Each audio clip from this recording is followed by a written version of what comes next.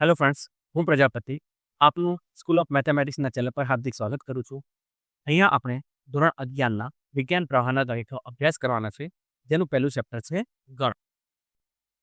તો ચાલો મિત્રો, પ્રકરણ 1નો છેલ્લો સ્વાધ્યાય એટલે કે પ્રકરણ સ્વાધ્યાય 1 આપણે ત્યારે જોઈશું.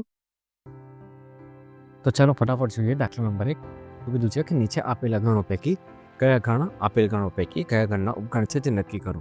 એટલે કે આપણને અહીંયા 4 ગણ આપેલા છે, ગણ A, B, C અને D, અને આપણે એ જોવાનું છે કે કયો ગણ એ બીજા ગણનો ઉપગણ છે. તો અહીંયા તમે જુઓ, ગણ B, ગણ C અને ગણ D જે છે તે યાદીની રીતે આપેલું છે, પરંતુ ગણ A જે છે તે આપણને ગુણધર્મની રીતે આપેલું છે. તો આપણે પહેલાં શું કરીશું કે ગણ A ને આપણે યાદીની રીતે લખીશું. તો તેના માટે આપણે શું કરીશું કે ગણ A ને યાદીની રીતે લખવા માટે આપણે શું કરીશું કે જે x² - 8x + 12 = 0 છે તેનું સાદું રૂપ આપીશું. તો શું કરીશું કે x² હવે -8x ને આવી રીતે લખી શકાય, -6x - 2x + 12 = 0. હવે પહેલા બેમાંથી કોમન કે x નીકળશે તો શું બચ્યું x - 6, બીજા બેમાંથી -2 કોમન નીકળશે, શું બચ્યું x - 6. ઓકે, તો હવે બંનેમાંથી આપણને x - 6 કોમન મળશે તો શું બચ્યું x - 2 = 0. એનો મતલબ એમ થયું કે x - 6 = 0 અથવા x - 2 = 0. તો આપણે આવી રીતે લખી શકીએ કે x = 6 અથવા x = 2. તો ગણ A ના સભ્યો કયા કયા થયા? 2 અને 6. ઓકે, ઉપર જુઓ આપણને ગણ B આપેલું છે 2, 4 અને 6. ગણ C આપેલું છે 2, 4, 6, 8 અને અનંત સુધી, અને ગણ D આપેલું છે આપણને 6. હવે આપણે એ જોવાનું છે કે કયો ગણ એ બીજા ગણનો ઉપગણ છે. તો હવે આપણને ખબર છે કે કોઈ પણ ગણ બીજા ગણનો ઉપગણ ક્યારે થાય કે જો પ્રથમ ગણના બધા જ સભ્યો બીજા ગણમાં હાજર હોય તો એ પ્રથમ ગણ બીજા ગણનો ઉપગણ થશે. તો ચાલો જોઈએ. પહેલાં આપણે ગણ A માટે વાત કરીશું. તો અહીંયા તમે જુઓ કે ગણ Aના બધા જ સભ્યો ગણ Bમાં આવેલા છે, તેથી A જે છે એ ગણ Bનો ઉપગણ થશે. પછી ગણ A અને ગણ Cની વાત કરીએ તો ગણ Aના બધા જ સભ્યો ગણ Cમાં પણ આવેલા છે, તેથી A જે છે એ ગણ Cનો ઉપગણ થશે. હવે ગણ A અને ગણ Dની વાત કરીએ તો ગણ Aની અંદર 2 નંબરનો જે સભ્ય છે તે ગણ Dમાં આવેલો નથી, તેથી ગણ A જે છે એ ગણ Dનો ઉપગણ થશે નહીં. ઓકે, હવે આપણે ગણ Bની વાત કરીએ તો ગણ Bમાં તમે જુઓ કે 4 નંબરનો જે સભ્ય છે તે ગણ Aમાં નથી, તેથી ગણ જે B જે છે તે ગણ Aનો ઉપગણ થશે નહીં. હવે ગણ B અને ગણ Cની વાત કરીએ તો ગણ Bના બધા સભ્યો ગણ Cમાં આવેલા છે, તેથી ગણ B જે છે એ ગણ Cનો ઉપગણ થશે. અને હવે ગણ B અને ગણ Dની વાત કરીએ તો ગણ Bના જે 2 અને 4 નંબરના સભ્ય છે તે ગણ Dમાં આવેલા નથી, તેથી B જે છે એ ગણ Dનું પણ ઉપગણ થશે નહીં. હવે આપણે ગણ Cની વાત કરીએ તો ગણ C તમે જુઓ કે ગણ C જે છે તે અનંત ગણ છે, જ્યારે બાકી બધા જે ગણો છે એ શાંત ગણો છે. બરાબર છે?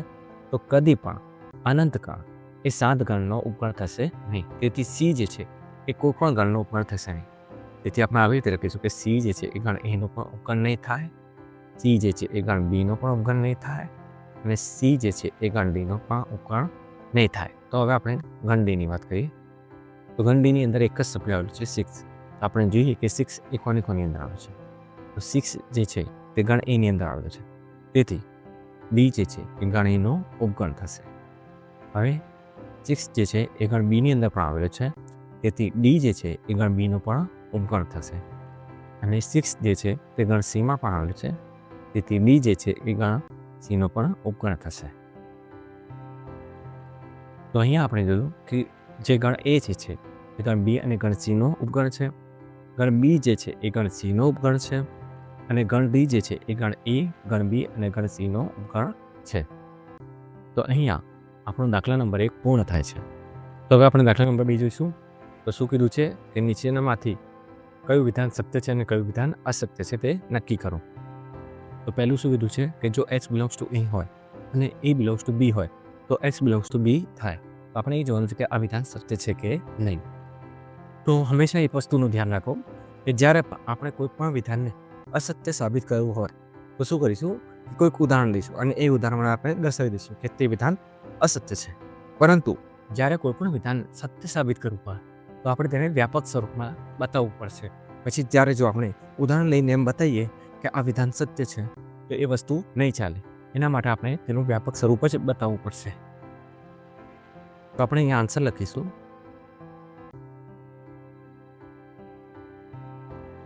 શું કીધું છે કે એક્સ બિલોંગ્સ ટુ એ છે. ઓકે, તો આપણે લખીશું કે ધારો કે એના સભ્યો કંઈક આપણે એવા લઈશું કે જેની અંદર એક્સનો સમાવેશ થતો હોય અને પછી આપણે ધારો કે એક બીજો સભ્ય લઈ લઈએ વાય. ઓકે, અને બીજું શું કીધું છે કે એ બિલોંગ્સ ટુ બી. તો આપણે બી કંઈક એવું લઈશું કે જેની અંદર એનો સમાવેશ થતો હોય, બરાબર છે. અને કોઈ એક બીજો સભ્ય લઈ લઈએ ઝેડ. ઓકે, હવે તમે જુઓ કે બીને આપણે આવી રીતે લખી શકીએ. એની જગ્યાએ આપણે શું લખી શકીએ, એક્સ વાય અને ઝેડ. ઓકે, તો તમે અહીં જોઈ શકો છો કે જે એક્સ જે છે તે બીની અંદર આવેલું નથી, એટલે કે એક્સ જે છે એ બીનો સભ્ય નથી, પરંતુ એક્સ અને વાય સંયુક્ત રીતે એ બીનો સભ્ય છે. અહીંયા એક્સ અને વાય એ એક જ સભ્ય છે, એક્સ અને વાય અલગ અલગ નથી. તો એનો મતલબ એમ થયું કે જે વિધાન આપેલું છે તે અસત્ય છે, એટલે કે x does not belongs to B છે. તો અહીંયા આપણે લખીશું કે અહીંયા x does not belongs to B છે. તેથી આપણે લખીશું કે આપેલ વિધાન અસત્ય છે. તો હવે આપણે બીજો નંબર જોઈએ. શું કીધું છે કે જો એ ઉપકરણ બી હોય અને બી બિલોંગ્સ ટુ સી હોય તો એ બિલોંગ્સ ટુ સી થાય. હવે આપણે એ જોવાનું છે કે આ વિધાન સત્ય છે કે અસત્ય. તો આને પણ આપણે ઉદાહરણથી જોઈશું. તો આપણે લખીશું કે આન્સર શું કરીશું, પહેલાં આપણે કે ધારો કે એ લખી લઈએ આપણે એક્સ અને વાય. હવે શું કીધું છે કે જો ગણ એ ગણ બીનો ઉપગણ હોય તો કોઈ પણ ગણ બીજા ગણનો ઉપગણ ક્યારે થાય કે જ્યારે પહેલા ગણના બધા સભ્યો બીજા ગણમાં હાજર હોય. તમારે બી અહીંયા એવી રીતે લખવું પડશે કે તેની અંદર ગણ એના બધા સભ્યો હોય, એટલે કે એક્સ અને વાયનો સમાવેશ ગણ બીની અંદર થતો હોય. અને પછી કોઈ ત્રીજો સભ્ય લઈ લઈએ, માની લો કે ઝેડ. તો અહીંયા તમે જોઈ શકો છો કોઈ ગણ એ ગણ બીનો ઉપગણ છે. બીજી શરત શું કરી છે કે બી બિલોંગ્સ ટુ સી. તો સી કંઈક એવી રીતે લેવું પડશે કે તેના એક સભ્ય તરીકે બીનો સમાવેશ થતો હોય, એટલે કે અહીંયા આપણે બી લખીશું અને પછી ધારો કે કોઈ બીજો એક સભ્ય લઈએ આપણે પી છે, બરાબર છે. તો એ સીને આવી રીતે લખી શકાય કે એક્સ વાય ઝેડ અને પી. ઓકે, તો અહીંયા આપણે શું જોવાનું છે કે એ બિલોંગ્સ ટુ સી છે કે નહીં. માની લો કે એ બિલોંગ્સ ટુ સી હોય તો એક્સ અને વાય જે છે એ સીનો સભ્ય હોવો જોઈએ, પરંતુ તમે અહીંયા જોઈ શકો છો કે એક્સ અને વાય જે છે એ સીનો સભ્ય નથી, બરાબર છે. એટલે x y does not belongs to C. તેથી આપણે લખીશું કે A does not belongs to C છે. તેથી આપેલ વિધાન અસત્ય છે. તો હવે આપણે નંબર 3 જોઈશું. શું કીધું છે, જો એ ઉપકરણ બી હોય અને બી ઉપકરણ સી હોય તો એ ઉપકરણ સી થાય. પહેલાં આપણે તેને અસત્ય સાબિત કરવાની કોશિશ કરીશું અને અસત્ય સાબિત કરવા માટે આપણે શું કરીશું કે કોઈક ઉદાહરણ લઈશું. તો લખીશું કે ધારો કે A equal to x Y છે, બરાબર. અને પછી ગણ બી લઈશું. બી એવી રીતે લઈશું કે ગણ એ ગણ બીનો ઉપકરણ હોય, એટલે કે એક્સ વાય તો બીની અંદર હોય, બીજો એક સભ્ય લઈ લઈએ ઝેડ, બરાબર છે. હવે શું કીધું છે કે ગણ બી જે છે એ ગણ સીનો ઉપકરણ છે, બરાબર. એટલે સી એવી રીતે લઈશું કે સીની અંદર ગણ બીના બધા જ સભ્યોનો સમાવેશ થાય, એટલે કે એક્સ વાય અને ઝેડ તો આવશે, સાથે સાથે આપણે કોઈ એક સભ્ય લઈ લઈએ પી, બરાબર છે. તો તમે અહીંયા જુઓ કે ગણ એ ગણ બીનો ઉપગણ છે, ગણ બી એ ગણ સીનો ઉપગણ છે, બરાબર. હવે આપણે સાબિત શું કરવાનું છે કે ગણ એ જે છે એ ગણ સીનો ઉપગણ છે કે. તમે અહીંયા ક્લિયરલી જોઈ શકો છો કે ગણ એના બધા સભ્યો ગણ સીમાં આવેલા છે, તેથી ગણ એ જે છે તે ગણ સીનો ઉપગણ થાય, બરાબર. પરંતુ આપણે ઉદાહરણ ક્યારે લેવાના હતા કે જ્યારે આપણે કોઈ વિધાનને અસત્ય સાબિત કરવું હોય ત્યારે, બરાબર છે. પરંતુ અહીંયા આપણે ઉદાહરણ લઈને આ વિધાનને સત્ય સાબિત કર્યું છે. અને મેં તમને શું કીધું હતું કે જ્યારે પણ કોઈ પણ વિધાનને સત્ય સાબિત કરવું હોય તો આપણે તેના વ્યાપક સ્વરૂપનો ઉપયોગ કરીશું. કેવી રીતે? તો ચાલો જોઈએ. તો અહીંયા આપણે લખીશું કે ધારો કે x બિલોંગ્સ ટુ a છે, બરાબર છે. હવે આપણને અહીંયા વિધાનમાં સરસ શું આપ્યું છે કે ગણ a જે છે એ ગણ b નો ઉપગણ છે. તો અહીંયા લખીશું કે તેથી x બિલોંગ્સ ટુ b થશે, કારણ કે ગણ a જે છે એ ગણ b નો ગણ છે, બરાબર છે.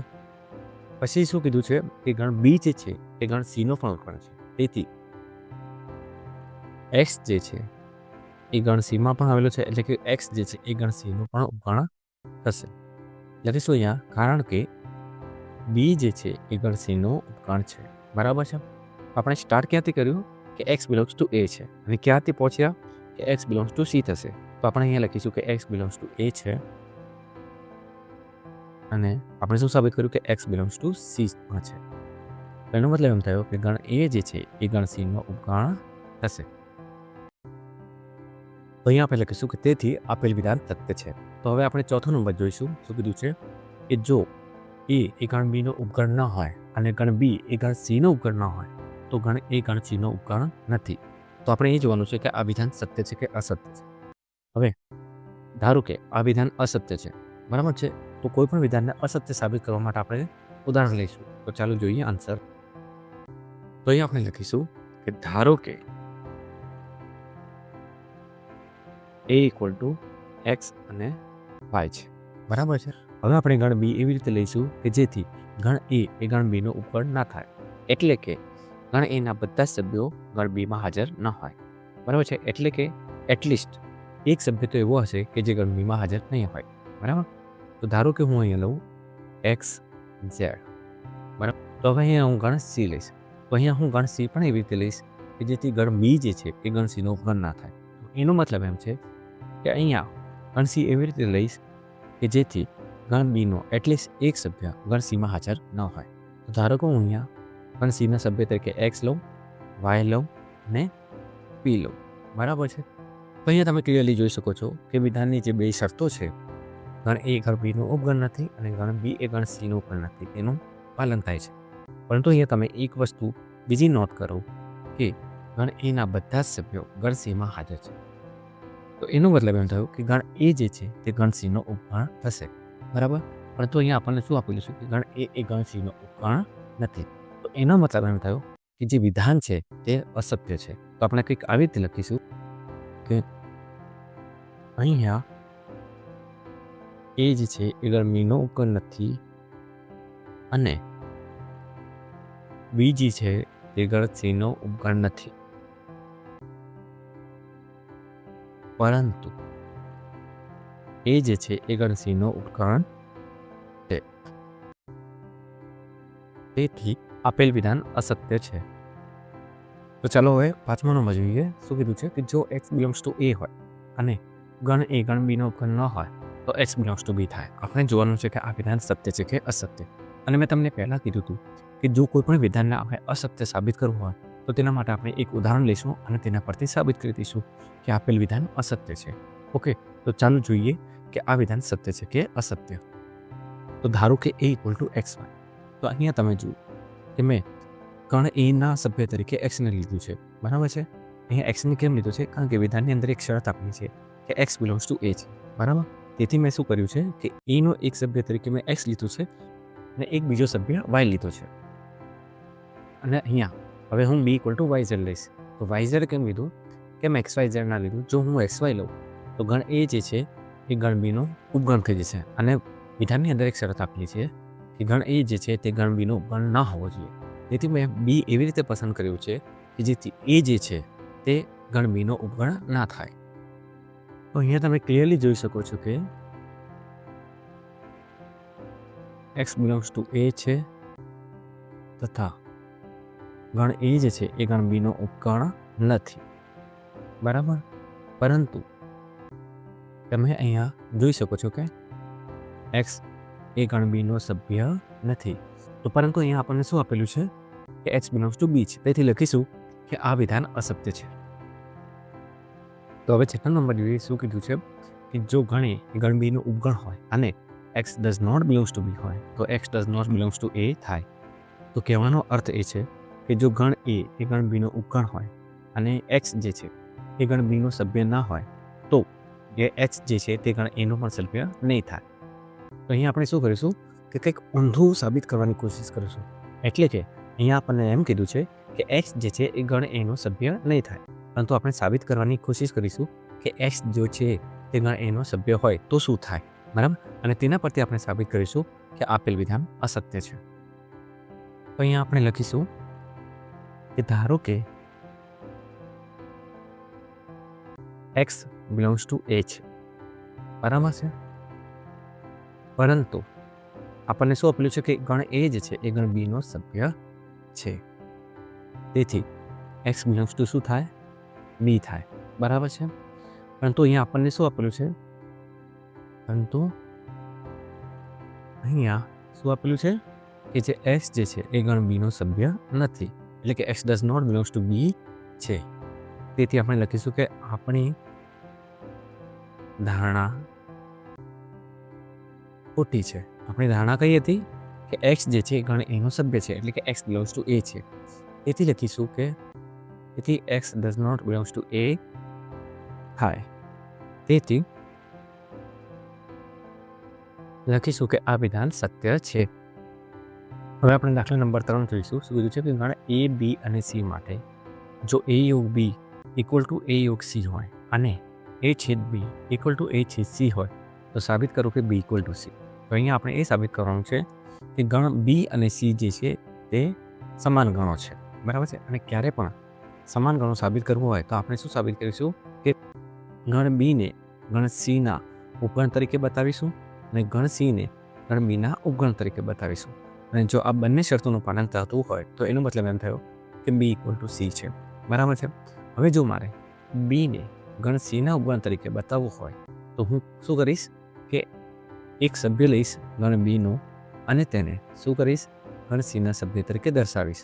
જો હું ગણ બીના સભ્યને ગણ સીના સભ્ય તરીકે દર્શાવી શકું તો એનો મતલબ એમ થશે કે બી જે છે એ ગણ સીનો ઉપગણ છે. તેવી જ રીતે જો મારે સીને ગણ બીના ઉપગણ તરીકે દર્શાવવું હોય તો શું કરીશ, હું ગણ સીનો એક સભ્ય લઈશ અને તેને ગણ બીના સભ્ય તરીકે બતાવીશ. અને જો હું તેમ કરી શકું તો એનો મતલબ એમ થયું કે ગણ સી જે છે તે ગણ બીનો ઉપગણ થશે. અને જો બંને શરતોનું પાલન થતું હોય તો હું દર્શાવી શકીશ કે બી ઇક્વલ ટુ સી છે. તો ચાલો આપણે દાખલો જોઈએ. અહીં આપણે બે કેસ સાબિત કરીશું. પહેલા કેસમાં આપણે સાબિત કરીશું કે ગણ બી એ ગણ સીનો ઉપગણ છે અને બીજા કેસમાં સાબિત કરીશું કે ગણ સી જે છે તે ગણ બીનો ઉપગણ છે. તો ચાલો જોઈએ પહેલો કેસ કે ગણ બી એ ગણ સીનો ઉપગણ છે, બરાબર. તેના માટે આપણે શું કરીશું, લખીશું કે ધારો કે એક્સ બિલોંગ્સ ટુ બી છે તો આપણે લખી શકીએ કે એક્સ બિલોંગ્સ ટુ એ યોગ બી થાય, બરાબર છે. પરંતુ અહીંયા તમે ઉપર જુઓ શું લખ્યું છે કે એ યોગ બી ઇક્વલ ટુ એ યોગ સી. તો આપણે આવી રીતે લખી શકીએ તેથી એક્સ બિલોંગ્સ ટુ એ યોગ સી લખી શકીએ અહીંયા, કારણ કે એ યોગ બી ઇક્વલ ટુ એ યોગ સી. તો ફરીથી આપણી જોડે બીજા બે કેસ આવ્યા કે એક્સ બિલોંગ્સ ટુ એ હશે અથવા તો એક્સ બિલોંગ્સ ટુ સી હશે. તો આપણે લખીશું કે ધારો કે એક્સ બિલોંગ્સ ટુ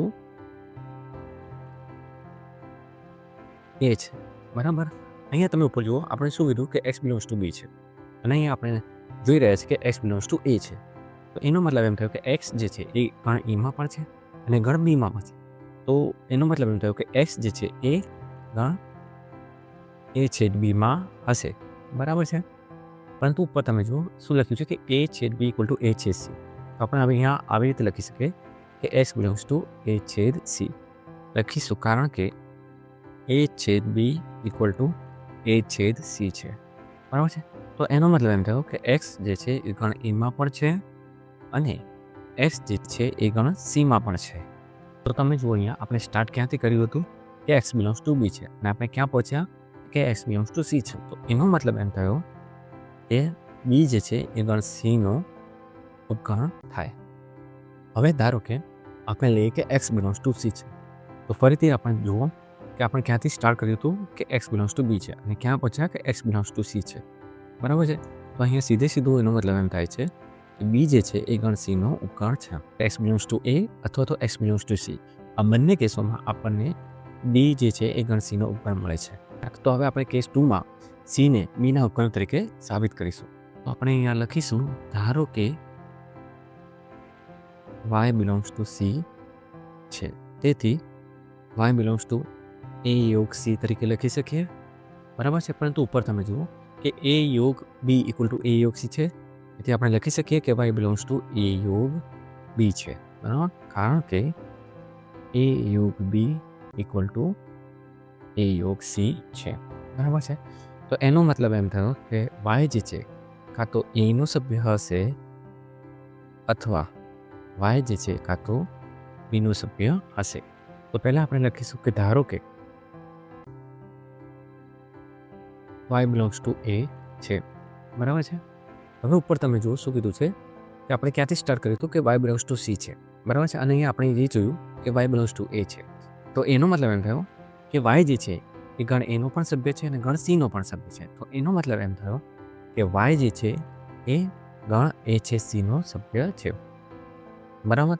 પરંતુ ઉપર તમે જુઓ કે એ છે સી ઇક્વલ ટુ એ છેદ બી છે. તો એનો મતલબ એમ થયો કે y બિલોંગ્સ ટુ એ છેદ બી છે. અહીંયા લખીશું કારણ કે એ છેદ બી ઇક્વલ ટુ એ છેદ સી છે, બરાબર છે.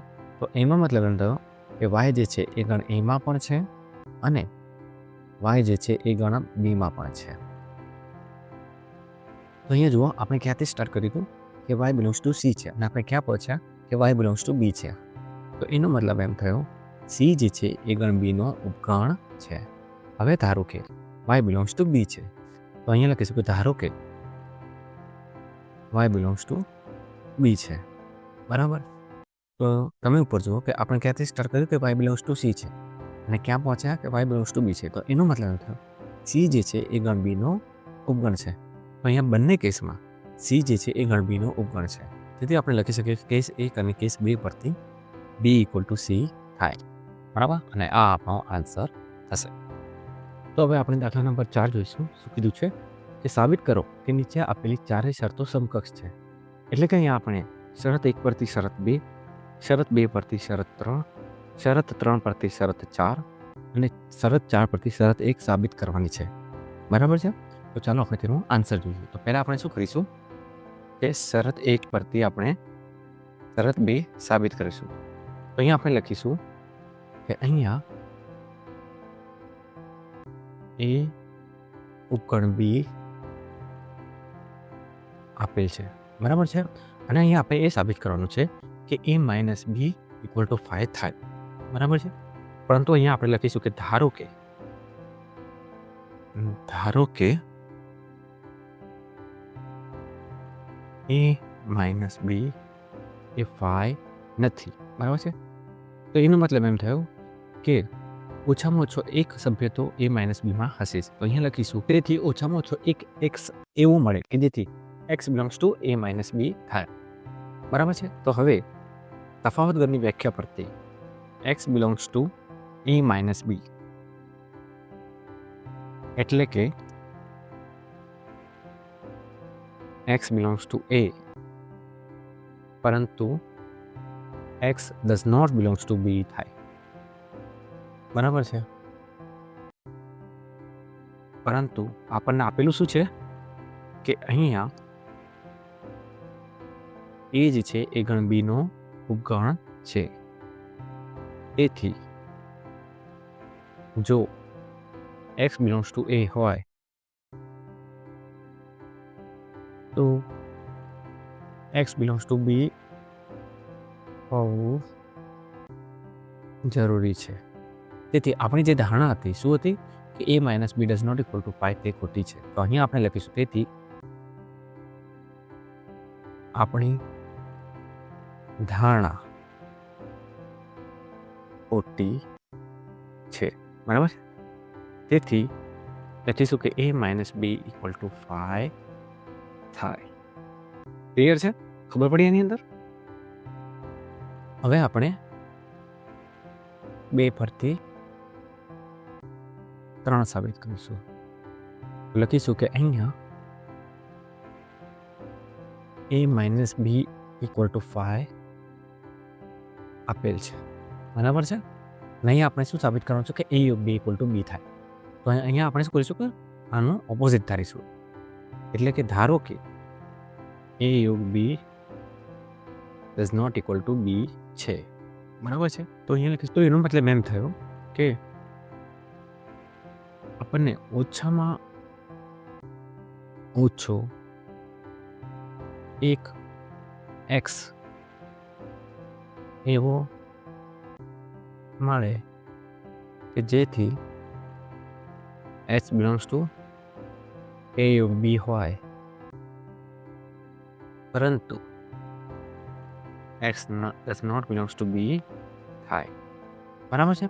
હવે જો એક્સ બિલોંગ્સ ટુ એ યોગ બી હોય અને x does not belongs to B હોય, તો એનો મતલબ એમ થાય કે એક્સ બિલોંગ્સ ટુ એ થશે, બરાબર છે. કારણ કે એક્સ બિલોંગ્સ ટુ એ યોગ બી છે, બરાબર છે.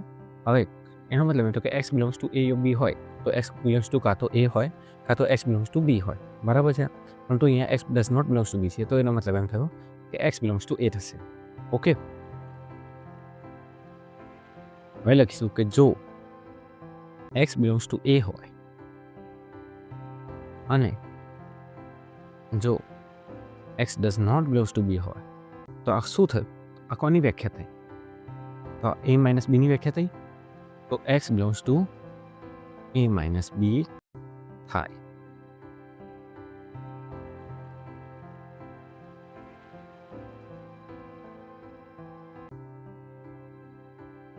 પરંતુ A minus B equal to 5 છે, કારણ કે શરત 2 પરથી, બરાબર છે.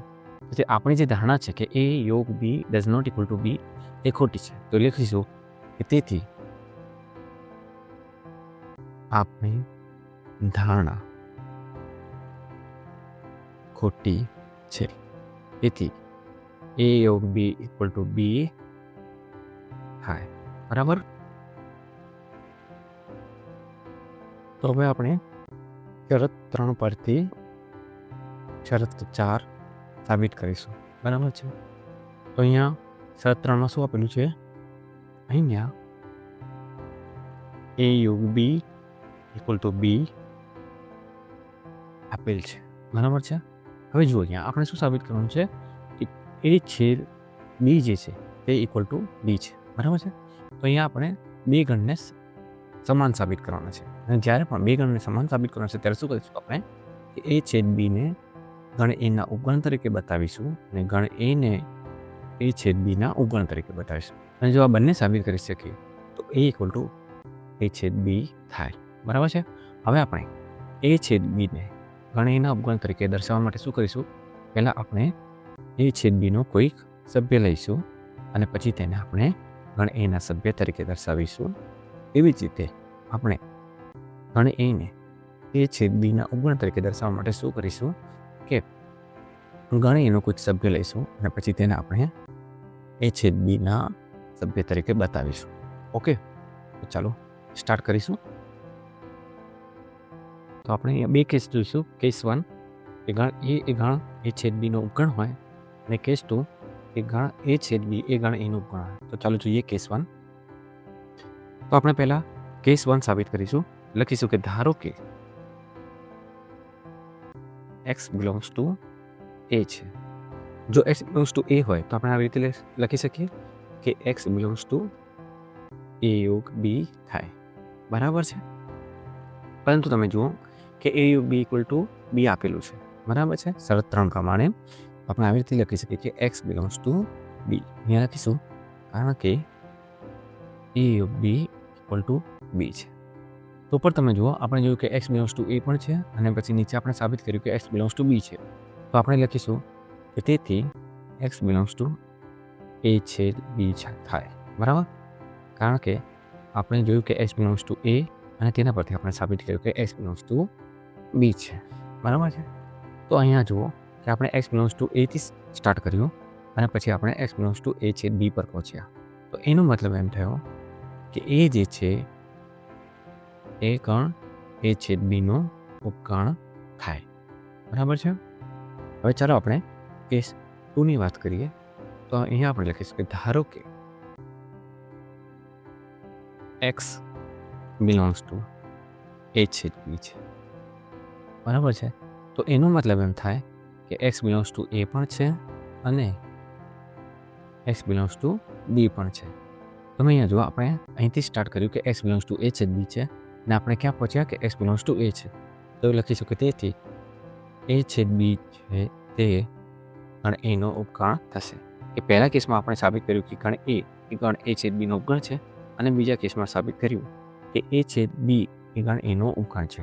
તો તેથી આપણે અહીંયા લખી શકીએ કે કેસ 1 અને કેસ 2 પરથી એ છેદ બી ઇક્વલ ટુ એ થાય.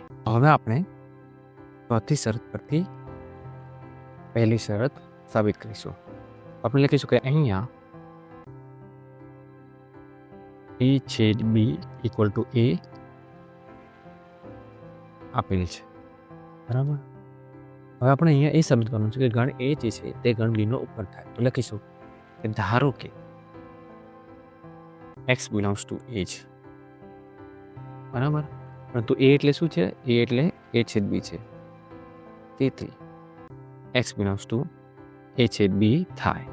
કેમ? કારણ કે એ છેદ બી ઇક્વલ ટુ એ છે. બરાબર છે. તેથી લખીશું કે x બિલોંગ્સ ટુ એ અને x બિલોંગ્સ ટુ બી થાય. બરાબર છે. કારણ કે x બિલોંગ્સ ટુ એ છેદ બી છે એટલે x જે છે એ ગણ એમાં પણ હશે અને ગણ બીમાં પણ હશે. તો જો આપણે અહીંયા x બિલોંગ્સ ટુ એ થી સ્ટાર્ટ કર્યું અને આપણે ક્યાં સુધી પહોંચ્યા કે x બિલોંગ્સ ટુ બી સુધી પહોંચ્યા. તો એનો મતલબ એમ છે કે ગણ એ જે છે તે ગણ બીનો ઉપગણ થશે. ઓકે. તો અહીંયા આપણે શું કર્યું કે શરત 1 પરથી શરત 2, શરત 2 પરથી શરત 3 અને શરત 3 પરથી શરત 4 તથા શરત 4 પરથી શરત 1 સાબિત કરી. અહીંયા આપણે દાખલા નંબર 4 પૂર્ણ કરીએ છીએ. તો ચાલો ફટાફટ દાખલા નંબર 5 પર નજર કરીએ. શું કહે છે કે સાબિત કરો કે જો ગણ એ ગણ બીનો ઉપગણ હોય તો c માઇનસ બી ગણ એ ગણ c માઇનસ એનો ઉપગણ થાય. ચાલો જોઈએ આનો આન્સર. લખીશું અહીંયા કે ધારો કે x belongs to p minus B છે. તો તફાવત ગણની વ્યાખ્યા પરથી x બિલોંગ્સ ટુ c પરંતુ x does not belongs to B થાય. બરાબર છે. તેથી x બિલોંગ્સ ટુ c પરંતુ x does not belongs to a થાય. કેમ? કારણ કે ગણ એ જે છે તે ગણ બીનો ઉપગણ છે. કેવી રીતે? એક વસ્તુ ધ્યાનમાં રાખો કે ગણ એ ગણ બીનો ઉપગણ છે એટલે કે ગણ એના બધા સભ્યો ગણ બીમાં આવેલા છે. હવે જો કોઈ સભ્ય ગણ બીમાં ન હોય, બરાબર છે, તો એનો મતલબ એમ થયો કે તે સભ્ય પણ ગણ એમાં પણ નહીં હોય. બરાબર છે. એટલે આપણે લખ્યું કે x does not belongs to a. બરાબર છે. આને આવી રીતે લખી શકાય. તેથી x belongs to c minus a. Okay. તો અહીંયા જો આપણે ક્યાંથી સ્ટાર્ટ કર્યું કે x belongs to c minus b અને ક્યાં સુધી પહોંચ્યા કે x belongs to c minus a. તેથી લખી શકાય કે c માઇનસ બી એ ગણ c માઇનસ એનો ઉપગણ થાય. બરાબર છે. તો અહીંયા આપણે દાખલા નંબર 5 પૂર્ણ કરીએ છીએ. તો ચાલો હવે દાખલા નંબર 6 પર નજર કરીએ. શું કીધું છે કે જો p of a equal to b હોય તો સાબિત કરો કે a ઇક્વલ ટુ b. પહેલા એ સમજો કે p ઓફ a એટલે શું. તો p ઓફ a એટલે કે ગણ એનો ઘાતકણ. બરાબર. અને p ઓફ b એટલે કે ગણ b નો ઘાતકણ. તો ઘાતકણ એટલે શું? ઘાતકણને કેવી રીતે વ્યાખ્યાયિત કરી શકાય તેની માહિતી મેં સ્વાધ્યાય 1.3ના જે માહિતીનો સેશન છે તેની અંદર આપેલી છે અને તેની લિંક મેં ઉપર આપી દીધેલી છે. તેના પર જઈને તમે તે વિડીયો જોઈ શકો છો. તો અહીંયા શું કહે છે પહેલાં એ સમજો. અહીંયા એમ કીધું છે કે જો કોઈ પણ બે ગણના ઘાતગણ સમાન હોય તો તે બે ગણો પણ સમાન થાય તે આપણે સાબિત કરવાનું છે. તો ફરીથી અહીંયા આપણે બે ગણ સમાન છે તેમ સાબિત કરવાનું છે અને જ્યારે પણ આપણે બે ગણ સમાન સાબિત કરવાના ત્યારે આપણે શું કરીએ છીએ કે એક ગણને બીજા ગણનો ઉપગણ બતાવીએ છીએ અને બીજા ગણને પહેલા ગણનો ઉપગણ બતાવીએ છીએ. જો આપણે તે રીતે બતાવી શકીએ તો એમ સાબિત થાય કે બંને ગણો સમાન છે. બરાબર છે. હવે ગણ એને ગણ બીનો ઉપગણ સાબિત કરવા માટે શું કરીશું કે ગણ એમાં કોઈ એક સભ્ય લઈશું અને પછી બતાવીશું કે તે સભ્ય ગણ બીમાં પણ આવેલો છે. તેવી જ રીતે ગણ બીને ગણ એનો ઉપગણ બતાવવા માટે આપણે શું કરીશું, તો ગણ બીનો કોઈ એક સભ્ય લઈશું અને પછી આપણે બતાવીશું કે તે સભ્ય ગણ એમાં પણ આવેલો છે. ઓકે, અને તેવી રીતે આપણે બતાવી શકીએ કે બી જે છે તે ગણ એનો ઉપગણ છે. બરાબર છે. તો ચાલો જોઈએ આપણે દાખલા નંબર 6 નો આન્સર. તો હંમેશાની જેમ આપણે અહીંયા ફરીથી કેસ 1 અને કેસ 2 સાબિત કરીશું. કેસ 1 માં સાબિત કરીશું કે ગણ એ ગણ બીનો ઉપગણ છે અને કેસ 2 માં સાબિત કરીશું કે ગણ બી છે તે ગણ એનો ઉપગણ છે. અને પછી બંને કેસ પરથી સાબિત થઈ જશે કે a = b છે. તો ચાલો સાબિત કરીએ કેસ 1. તો હવે આપણે શું કરીશું, આપણે અહીંયા ગણ એનો કોઈ એક સભ્ય લઈશું. તો અહીંયા લખીશું આપણે કે ધારો કે x બિલોંગ્સ ટુ a છે. તેથી x થી વડે બનતો જે ગણ હશે તે ગણ એનો ઉપગણ થશે. તેથી અહીંયા આપણે લખીશું કે તેથી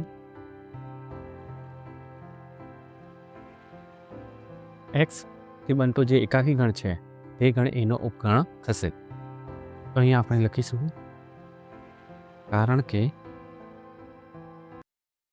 x બિલોંગ્સ ટુ a છે તેથી ગણ x જે છે તે p ઓફ a નો સભ્ય થશે, એટલે કે ગણ a ના ઘાતગણનો સભ્ય થશે.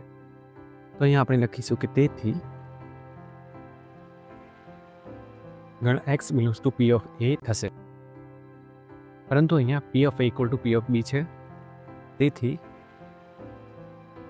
x belongs to p of b થાય. હવે જો ગણ x belongs to p of b હોય તો એનો મતલબ એમ થાય કે જે ગણ x જે છે તે ગણ b નો ઉપગણ થશે.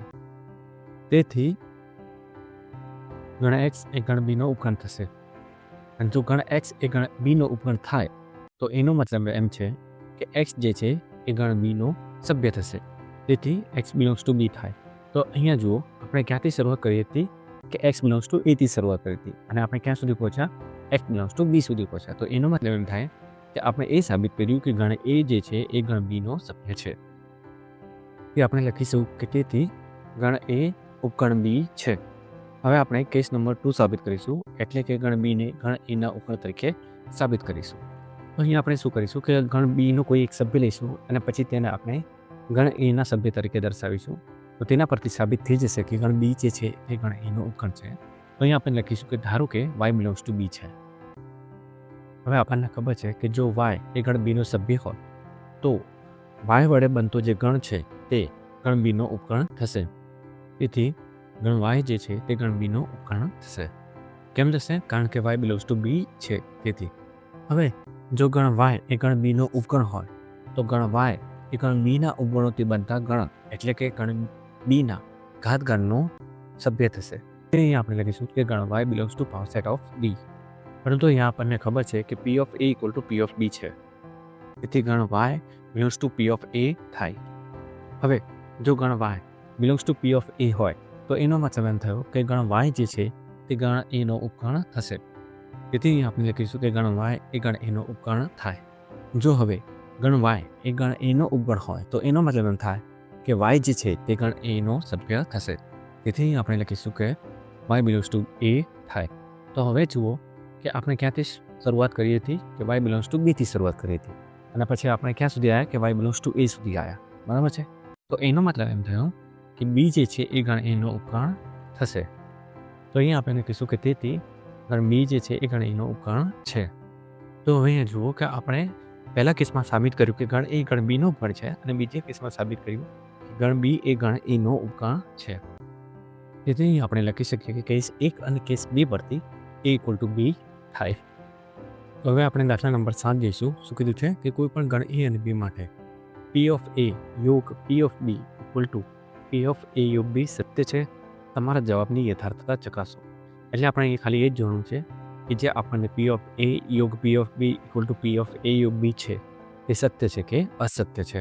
બરાબર છે. તો અહીંયા આપણે ઉદાહરણ વડે દર્શાવીશું કે આ વિધાન જે છે તે અસત્ય છે. તો અહીંયા આપણે લખીશું કે આન્સર લખીશું કે ધારો કે a = xy તથા b = yz છે. ઓકે. તેથી a યોગ b શું થશે? a યોગ b = x y z થશે. બરાબર. હવે આપણે અહીંયા શું કરીશું કે ગણ a ગણ b અને ગણ a યોગ b ના ઘાતગણ શોધીશું. હવે આપણને ખબર છે કે કોઈ પણ ઘરના ઘાતગણના સભ્યોની સંખ્યા 2n થાય. એટલે કે અહીંયા તમે જુઓ કે ગણ એમાં સભ્યોની સંખ્યા એટલે કે n = 2 છે. તેથી તેના ઘાતગણના સભ્યોની સંખ્યા એટલે કે number of p of a = 2/2 એટલે કે 4 થાય. તેવી જ રીતે ગણ બીમાં સભ્યોની સંખ્યા n = 2 છે. તેથી તેના ઘાતગણના સભ્યોની સંખ્યા એટલે કે number of p of b = 2/2 = 4 થશે. તેવી જ રીતે a યોગ બીમાં સભ્યોની સંખ્યા n = 3 છે. તેથી p ઓફ a યોગ બીના સભ્યોની સંખ્યા એટલે કે number of p of a યોગ b = 2/3 = 8 થશે. તો હવે આપણે અહીંયા ગણ એના ઘાતગણોના સભ્યો લખીશું એટલે કે p ઓફ a લખીશું. તો p ઓફ a શું થાય? પહેલાં તો 5 આવશે, પછી એક સભ્યનો ગણ આવશે એટલે કે x y, અને પછી 2 સભ્યોનો ગણ આવશે એટલે કે x અને y. બરાબર છે? તો આપણા માટે p ઓફ a થયું. હવે આપણે p ઓફ b જોઈશું. બરાબર છે? તો પહેલો સભ્ય થશે 5. હવે શું કરીશું કે એક સભ્યનો ગણ લઈશું એટલે કે y z. હવે 2 સભ્યોનો ગણ લઈશું એટલે કે y z. બરાબર છે? હવે આપણે p ઓફ a યોગ b જોઈશું. પહેલો સભ્ય થશે 5. હવે આપણે એક સભ્ય વડે બનતા ગણને લઈશું એટલે કે x y z. હવે આપણે 2 સભ્યો વડે બનતા ગણને લઈશું એટલે કે x y y z અને x z.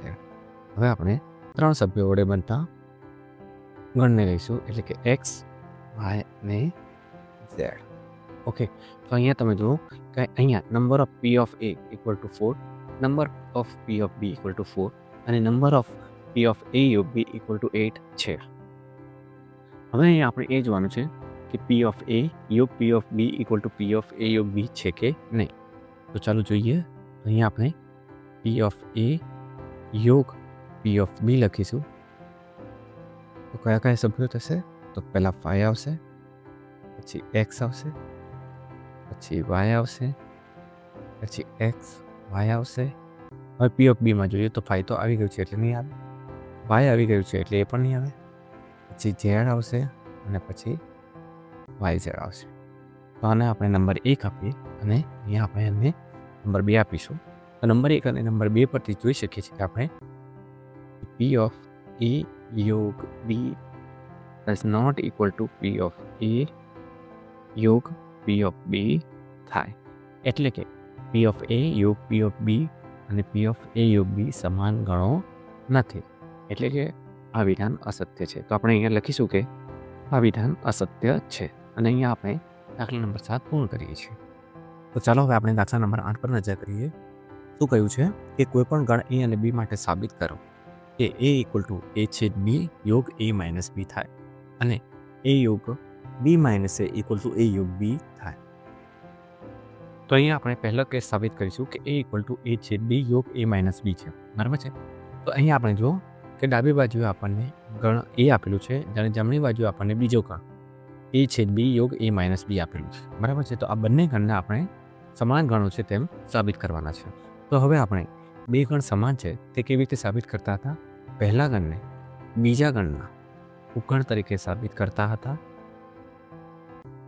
અને જે બીજો ગણ છે તેને પહેલા ગણના ઉપગણ તરીકે સાબિત કરતા હતા. અને જો બંને રીતે સાબિત થાય તો એનો મતલબ એમ થાય કે જે પહેલો ગણ છે તે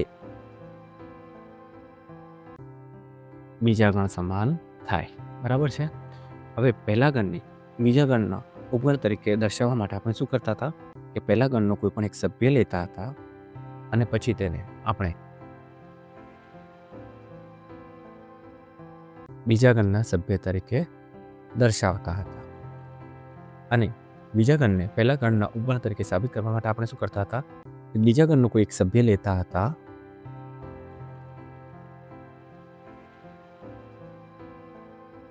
અને પછી તેને પહેલા ગણના સભ્ય તરીકે દર્શાવતા હતા.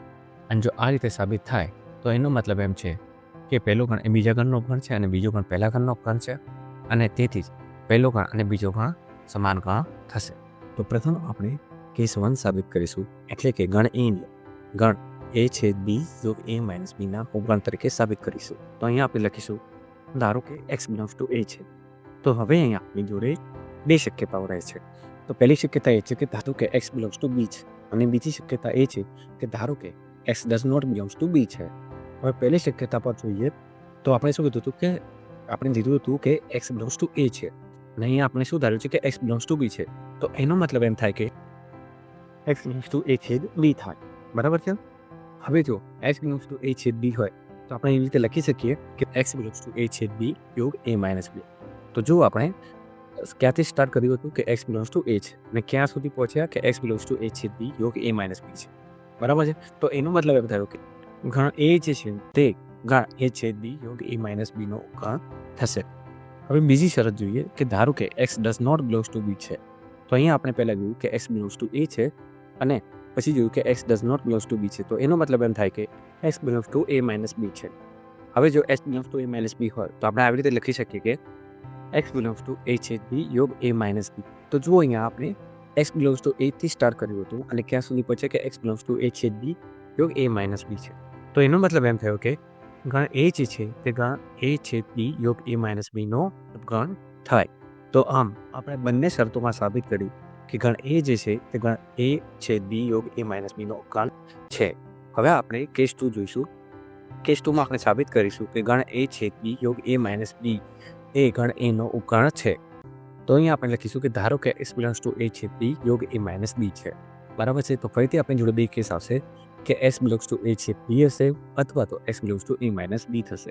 તો આપણે પહેલી શરત જોઈશું કે x બિલોંગ્સ ટુ a છેદ b છે. તેથી આપણે કહી શકીએ કે x બિલોંગ્સ ટુ a અને x બિલોંગ્સ ટુ b થાય. તો જો આપણે ક્યાંથી સ્ટાર્ટ કર્યું હતું, આપણે સ્ટાર્ટ કર્યું હતું કે x બિલોંગ્સ ટુ a છેદ b યોગ a માઇનસ b છે, અને આપણે અહીંયા સુધી પહોંચ્યા કે x બિલોંગ્સ ટુ a છે. તો એનો મતલબ એમ થયો a છેદ b યોગ a માઇનસ b એ ગણ a નો ઉપગણ થશે. શરત નંબર 2 જોઈશું. શરત નંબર 2 માં શું કીધું છે કે x belongs to a minus b છે. તો એનો મતલબ એમ થાય કે x બિલોંગ્સ ટુ a તો છે, પરંતુ x does not belongs to b થાય. તો જુઓ આપણે ક્યાંથી સ્ટાર્ટ કર્યું હતું, આપણે સ્ટાર્ટ કર્યું હતું કે x બિલોંગ્સ ટુ a છેદ b યોગ a માઇનસ b છે. બરાબર. અને શરત 2 માં આપણે ક્યાં સુધી પહોંચ્યા કે x બિલોંગ્સ ટુ a છે. તો એનો મતલબ એમ થાય કે a છેદ b યોગ a માઇનસ b એ ગણ a નો ઉપગણ છે. તો બંને શરતોમાં આપણે સાબિત કર્યું કે a છેદ b યોગ a માઇનસ b એ ગણ a નો ઉપગણ છે. તો કેસ 1 માં આપણે જોયું કે ગણ a એ ગણ a છેદ b યોગ a માઇનસ b નો ઉપગણ છે, અને કેસ 2 માં આપણે જોયું કે ગણ a છેદ b યોગ a માઇનસ b એ ગણ a નો ઉપગણ છે. તો આપણે લખી શકીએ કે કેસ 1 અને કેસ 2 પરથી a ઇક્વલ ટુ a છેદ b યોગ a માઇનસ b થાય. તો હવે અહીંયા આપણે a યોગ b minus a equal to a યોગ b સાબિત કરીશું.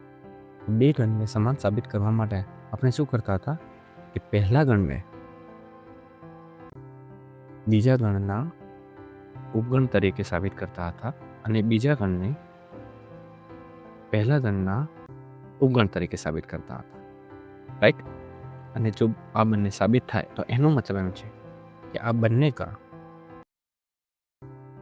કયા a યોગ b માઇનસ a અને a યોગ b સમાન છે. બરાબર છે. હવે a યોગ b માઇનસ a ને ગણ a ને યોગ b ના ઉપગણ તરીકે સાબિત કરવા માટે આપણે શું કરીશું કે આપણે a યોગ b માઇનસ a નું કોઈ એક સભ્ય લઈશું અને દર્શાવીશું કે તે સભ્ય a યોગ b માં આવેલો છે, અને a યોગ b ને ગણ a યોગ b માઇનસ a નો ઉપગણ દર્શાવવા માટે શું કરીશું કે આપણે a યોગ b માં કોઈ એક સભ્ય લઈશું અને પછી બતાવીશું કે તે સભ્ય a યોગ b માઇનસ a માં આવેલો છે. બરાબર છે. અને જો આ સાબિત કરી શકીએ તો એનો મતલબ એમ થાય કે બંને ગણ એકબીજાના ઉપગણ છે, અને જો બંને ગણ એકબીજાના ઉપગણ હોય તો એનો મતલબ એમ થાય કે બંને ગણ એ સમાન ગણો છે. તો ફરીથી આપણે અહીંયા બે કેસ સાબિત કરીશું. કેસ 1 માં સાબિત કરીશું કે a યોગ b માઇનસ a ગણ a યોગ b નો ઉપગણ છે, અને કેસ 2 માં સાબિત કરીશું કે a યોગ b એ ગણ a યોગ b માઇનસ a નો ઉપગણ છે. તો ચાલો પહેલાં કેસ 1 જોઈએ. તો અહીં આપણે લખીશું ધારો કે x બિલોંગ્સ ટુ a યોગ b માઇનસ a છે. હવે a યોગ b માઇનસ a છે, તેથી આપણે લખી શકીએ કે કાં તો x બિલોંગ્સ ટુ a થાય અથવા તો x belongs to b minus a થાય. હવે ધારો કે એક્સ બિલોંગ્સ ટુ એ છે, તો આવી રીતે લખી શકાય કે એક્સ બિલોંગ્સ ટુ એ યોગ બી, બરાબર. તો અહીંયા જુઓ આપણે ક્યાંથી સ્ટાર્ટ કર્યું, આપણે સ્ટાર્ટ કર્યું કે એક્સ બિલોંગ્સ ટુ એ યોગ બી માઇનસ એ છે, અને આપણે ક્યાં સુધી પહોંચ્યા, આપણે પહોંચ્યા કે એક્સ બિલોંગ્સ ટુ એ યોગ બી છે. તો એનો મતલબ એમ થાય કે એ યોગ બી માઇનસ એ ઉપગણ એ યોગ બી છે. તો હવે ધારો કે x belongs to B minus A છે, તો તફાવતગણની વ્યાખ્યા પરથી આપણે લખી શકીએ કે એક્સ બિલોંગ્સ ટુ બી પરંતુ x does not belongs to A છે. તો હવે અહીંયા તમે જુઓ કે અહીંયા x does not belongs to A છે, છતાં પણ આપણે આવી રીતે તો લખી શકીએ ને કે એક્સ બિલોંગ્સ ટુ એ યોગ બી, કારણ કે એક્સ બિલોંગ્સ ટુ બી તો છે જ. તો અહીંયા તમે જુઓ આપણે ક્યાંથી સ્ટાર્ટ કર્યું, આપણે સ્ટાર્ટ કર્યું એક્સ બિલોંગ્સ ટુ એ યોગ બી માઇનસ એ, અને આપણે ક્યાં સુધી પહોંચ્યા, આપણે પહોંચ્યા એક્સ બિલોંગ્સ ટુ એ યોગ બી સુધી, બરાબર છે. તો એનો મતલબ એમ થયો કે એ યોગ બી માઇનસ એ ગણ એ યોગ બીનો ઉપકરણ થશે. તો અહીંયા બંને શરતોમાં એટલે કે એક્સ બિલોંગ્સ ટુ એમાં અને X belongs to B minus એમાં ગણ એ યોગ બી માઇનસ એ ગણ એ યોગ બીનો ઉપકરણ છે. હવે આપણે કેસ 2 સાબિત કરીશું કે એ યોગ બી જે છે તે ગણ એ યોગ બી માઇનસ એનો ઉપકરણ છે. તો અહીં આપણે લખીશું ધારો કે એક્સ બિલોંગ્સ ટુ એ યોગ બી છે. હવે જો એક્સ બિલોંગ્સ ટુ એ યોગ બી હોય તો કાં તો એક્સ બિલોંગ્સ ટુ એ હશે અથવા તો એક્સ બિલોંગ્સ ટુ બી હશે. તો હવે ધારો કે એક્સ બિલોંગ્સ ટુ એ છે, તો હવે તે લખી શકાય ને કે એક્સ બિલોંગ્સ ટુ એ યોગ બી માઇનસ એ. તો અહીંયા તમે જુઓ આપણે સ્ટાર્ટ કર્યું એક્સ બિલોંગ્સ ટુ એ યોગ બીથી, અને ક્યાં સુધી પહોંચ્યા આપણે કે એક્સ બિલોંગ્સ ટુ એ યોગ બી માઇનસ એ. તો એનો મતલબ એમ થયો કે એ યોગ બી એ ગણ એ યોગ બી માઇનસ એનો ઉપગણ છે. હવે ધારો કે એક્સ બિલોંગ્સ ટુ બી છે, એનો મતલબ એમ થયો કે x does not belongs to A છે, બરાબર છે. તો તફાવતગણની વ્યાખ્યા પરથી આવી રીતે લખી શકાય કે x belongs to B minus A. હવે જો x belongs to B minus A હોય તો આવી રીતે લખી શકાય કે એક્સ બિલોંગ્સ ટુ એ યોગ બી માઇનસ એ. તો અહીંયા તમે જુઓ આપણે સ્ટાર્ટ કર્યું એક્સ બિલોંગ્સ ટુ એ યોગ બીથી, અને ક્યાં સુધી પહોંચ્યા કે એક્સ બિલોંગ્સ ટુ એ યોગ બી માઇનસ એ. તો આનો મતલબ એમ થયો કે ગણ એ યોગ બી એ ગણ એ યોગ બી માઇનસ એનો ઉપગણ છે. તો અહીંયા આપણે બંને શરતોમાં જોયું કે ગણ એ યોગ બી એ ગણ એ યોગ બી માઇનસ એનો ઉપગણ છે. તો કેસ 1 પરથી આપણે જોયું કે એ યોગ બી માઇનસ એ ગણ એ યોગ બીનો ઉપગણ છે, અને કેસ 2 પરથી આપણે જોયું કે એ યોગ બી એ ગણ એ યોગ બી માઇનસ એનો ઉપગણ છે. કેસ 1 અને કેસ 2 પરથી એ યોગ બી માઇનસ એ ઇક્વલ ટુ એ યોગ બી થાય. તો અહીંયા આપણે દાખલા નંબર 8 પૂર્ણ કરીએ છીએ. તો ચાલો હવે આપણે દાખલા નંબર 9 જોઈશું. દાખલા નંબર 9માં શું કીધું છે કે ગણના ગુણધર્મોનો ઉપયોગ કરીને સાબિત કરો કે ફર્સ્ટ એ યોગ એ છેદ બી ઇક્વલ ટુ એ, અને બીજું કે એ છેદ એ યોગ બી ઇક્વલ ટુ એ થાય. તો અહીંયા બે ગણ આપેલા છે. પહેલું ગણ છે એ યોગ એ છેદ બી અને બીજો ગણ છે એ, બરાબર છે. તો આપણે બંને ગણોને સમાન ગણ સાબિત કરવાના છે. અને મેં પહેલાં પણ કીધું છે કે જ્યારે પણ બે ગણોને સમાન ગણ સાબિત કરવાના હોય ત્યારે શું કરીશું કે પહેલા ગણને બીજા ગણના ઉપગણ તરીકે સાબિત કરીશું અને બીજા ગણને પહેલા ગણના ઉપગણ તરીકે સાબિત કરીશું, બરાબર છે. અને જો આ બંને એકબીજાના ઉપગણ સાબિત થાય તો એનો મતલબ એમ છે કે જે બંને ગણો છે તે સમાન ગણો છે. તો પહેલાં આપણે શું સાબિત કરીશું કે એ યોગ એ છેદ બી જે છે એ ગણ એનો ઉપગણ છે. હવે તેને સાબિત કરવા માટે શું કરીશું કે આપણે એ યોગ એ છેદ બીનો કોઈક સભ્ય લઈશું, ધારો કે એક્સ. તો એક્સ બિલોંગ્સ ટુ એ યોગ એ છેદ બી લખીશું અને પછી સાબિત કરીશું કે આ જે એક્સ છે એ ગણ એમાં પણ આવેલો છે. જો આવી રીતે સાબિત કરી શકીએ તો એનો મતલબ એમ થયો કે ગણ એ યોગ એ છેદ બી જે છે તે ગણ એનો ઉપગણ થશે. તેવી જ રીતે ગણ એને ગણ એ યોગ એ છેદ બીનો ઉપગણ સાબિત કરવા માટે શું કરીશું કે આપણે ગણ એમાં કોઈક સભ્ય લઈશું અને પછી સાબિત કરીશું કે તે સભ્ય એ યોગ એ છેદ બીમાં પણ આવેલો છે. અને જો તેમ થાય તો એનો મતલબ એમ છે કે ગણ એ જે છે એ ગણ એ યોગ એ છેદ બીનો ઉપગણ છે, બરાબર છે. અને જ્યારે બંને ગણ એકબીજાના ઉપગણ હોય તો એનો મતલબ એમ થાય કે આ બંને ગણો સમાન ગણો છે. ક્લિયર છે? તો અહીંયા આપણે ફર્સ્ટ નંબર જોઈશું કે એ યોગ એ છેદ બી ઇક્વલ ટુ એ થાય. તો આપણે તેના માટે બે કેસ સાબિત કરીશું કે પહેલા કેસમાં સાબિત કરીશું કે ગણ એ યોગ એ છેદ બી જે છે તે ગણ એનો ઉપગણ છે, અને બીજા કેસમાં સાબિત કરીશું કે ગણ એ જે છે તે ગણ એ યોગ એ છેદ બીનો ઉપગણ છે. તો ચાલો કેસ 1 સાબિત કરીએ. તો હવે આપણે શું કરીશું કે એ યોગ એ છેદ બીનો કોઈ સભ્ય લઈશું. તો અહીંયા લખીશું આપણે ધારો કે એક્સ બિલોંગ્સ ટુ એ યોગ એ છેદ બી છે. તો હવે લખીશું કે તેથી એક્સ બિલોંગ્સ ટુ એ હશે અથવા તો એક્સ બિલોંગ્સ ટુ એ છેદ બી હશે. તો હવે ધારો કે એક્સ બિલોંગ્સ ટુ એ છે, તો જો આપણે ક્યાંથી સ્ટાર્ટ કર્યું હતું કે એક્સ બિલોંગ્સ ટુ એ યોગ એ છેદ બી, અને આપણે ક્યાં પહોંચ્યા કે એક્સ બિલોંગ્સ ટુ એ છે, બરાબર છે. તો એનો મતલબ એમ થયો કે એ છેદ એ યોગ બી જે છે તે ગણ એનો ઉપગણ થશે. તેથી લખીશું આપણે કે એ યોગ એ છેદ બી જે છે તે ગણ એનો ઉપગણ થશે. તો ચાલો હવે આપણે બીજી શરત જોઈએ કે એક્સ બિલોંગ્સ ટુ એ છેદ બી હોય. તો હવે આપણે લખીશું કે ધારો કે એક્સ બિલોંગ્સ ટુ એ છેદ બી છે, બરાબર છે. જો એક્સ બિલોંગ્સ ટુ એ છેદ બી હોય તો એનો મતલબ એમ થાય કે એક્સ જે છે એ ગણ એનો પણ સભ્ય છે અને એક્સ જે છે તે ગણ બીનો પણ સભ્ય છે. તો આપણે લખીશું કે તેથી એક્સ બિલોંગ્સ ટુ એ અને એક્સ બિલોંગ્સ ટુ બી, બરાબર છે. તો જો આપણે ક્યાંથી સ્ટાર્ટ કર્યું કે એક્સ બિલોંગ્સ ટુ એ યોગ એ છેદ બી અને ક્યાં સુધી પહોંચ્યા કે એક્સ બિલોંગ્સ ટુ એ, તો એનો મતલબ એમ થયો કે એ યોગ એ છેદ બી જે છે તે ગણ એનો ઉપગણ થશે. તેથી આપણે અહીંયા લખીશું કે તેથી એ યોગ એ છેદ બી એ ગણ એનો ઉપગણ છે. તો અહીંયા તમે બંને શરતોમાં જોયું કે એ યોગ એ છેદ બી જે છે તે ગણ એનો ઉપગણ છે. ચાલો હવે આપણે કેસ 2 ની વાત કરીએ. કેસ 2 માં આપણે સાબિત કરીશું કે ગણ એ જે છે તે ગણ એ યોગ એ છેદ બીનો ઉપગણ છે. તો તેના માટે આપણે ગણ એનું કોઈક સભ્ય લઈશું. તો અહીંયા આપણે લખીશું કે ધારો કે એક્સ બિલોંગ્સ ટુ એ છે. તો હવે જો એક્સ બિલોંગ્સ ટુ એ હોય તો આપણે આવી રીતે લખી શકાય ને કે એક્સ બિલોંગ્સ ટુ એ યોગ એ છેદ બી. તો અહીંયા આપણે સ્ટાર્ટ કર્યું કે એક્સ બિલોંગ્સ ટુ એ છે અને ક્યાં સુધી પહોંચ્યા આપણે પહોંચ્યા કે એક્સ બિલોંગ્સ ટુ એ યોગ એ છેદ બી છે. તો એનો મતલબ એમ થયો કે ગણ એ જે છે તે ગણ એ યોગ એ છેદ બીનો ઉપગણ થાય. તો કેસ 1 માં આપણે બંને શરતોમાં જોયું કે એ યોગ એ છેદ બી ગણ જે છે તે ગણ એનો ઉપગણ છે, અને કેસ 2 માં આપણે જોયું કે ગણ એ જે છે તે ગણ એ યોગ એ છેદ બીનો ઉપગણ છે. તો આનો મતલબ એમ થયો કે એ યોગ એ છેદ બી ઇક્વલ ટુ એ થાય. ઓકે, તો આપણે નંબર 1 પૂર્ણ કર્યું. હવે આપણે નંબર 2 જોઈશું. તો હવે આપણે નંબર 2 જોઈએ. નંબર 2 માં શું કીધું છે કે એ છેદ એ યોગ બી ઇક્વલ ટુ એ થાય, બરાબર છે. તો ફરીથી અહીંયા આપણે બે કેસ જોવા પડશે. કેસ 1 માં આપણે એ સાબિત કરવું પડશે કે એ છેદ એ યોગ બી જે છે તે ગણ એનો ઉપગણ થશે, અને કેસ 2 માં આપણે સાબિત કરવું પડશે કે ગણ એ જે છે તે ગણ એ છેદ એ યોગ બીનો ઉપગણ થશે. તો ચાલો સાબિત કરીએ કેસ 1. તો અહીંયા આપણે પહેલાં શું કરીશું કે આપણે ગણ એ છેદ એ યોગ બીનો કોઈ એક સભ્ય લઈશું અને પછી દર્શાવીશું કે તે ગણ એમાં પણ આવે છે. તો અહીંયા આપણે લખીશું ધારો કે એક્સ બિલોંગ્સ ટુ એ છેદ એ યોગ બી છે. હવે જો એક્સ બિલોંગ્સ ટુ એ છેદ એ યોગ બી હોય તો એનો મતલબ એમ છે કે એક્સ જે છે એ ગણ એમાં પણ છે અને એક્સ જે છે એ ગણ એ યોગ બીમાં પણ છે. તો અહીંયા આપણે લખીશું કે તેથી એક્સ બિલોંગ્સ ટુ એ અને એક્સ બિલોંગ્સ ટુ એ યોગ બી. તો એક વસ્તુનું ખાસ ધ્યાન રાખજો, જેમ આપણે નંબર 1 માં બે શરતો લીધી, બરાબર છે, કે એક્સ બિલોંગ્સ ટુ એ અથવા એક્સ બિલોંગ્સ ટુ એ છેદ બી, તેવી રીતે આપણે અહીંયા બે શરતો નહીં લઈએ. કઈ શરતો કે એક્સ બિલોંગ્સ ટુ એ અને એક્સ બિલોંગ્સ ટુ એ યોગ બી. કેમ? કારણ કે ત્યાં એક શબ્દનો ઉપયોગ થયો હતો અથવા, અને જ્યારે અથવા શબ્દનો ઉપયોગ થાય ત્યારે આપણે બે શરતો લેવી પડશે કે કાં તો એક્સ જે છે એ ગણ એમાં હોય અથવા તો એક્સ જે છે એ ગણ એ છેદ બીમાં હોય. પરંતુ જ્યારે નંબર 2 માં આપણે અહીંયા એક શબ્દનો ઉપયોગ થયો છે અને જ્યારે અને શબ્દનો ઉપયોગ થાય તો એનો મતલબ એમ છે કે જે એક્સ જે છે એ ગણ એમાં પણ છે અને એક્સ જે છે એ ગણ એ યોગ બીમાં પણ છે, બરાબર છે. તો એનો મતલબ એમ થયો કે એક્સ જે છે એ ગણ એમાં હાજર છે જ, બરાબર છે. એટલે આપણે અહીંયા બે શરતો નહીં લઈએ. તો હવે જુઓ આપણે ક્યાંથી સ્ટાર્ટ કર્યું હતું. આપણે સ્ટાર્ટ કર્યું હતું કે એક્સ બિલોંગ્સ ટુ એ છેદ એ યોગ બી, અને ક્યાં સુધી આપણે પહોંચ્યા કે એક્સ બિલોંગ્સ ટુ એ છે.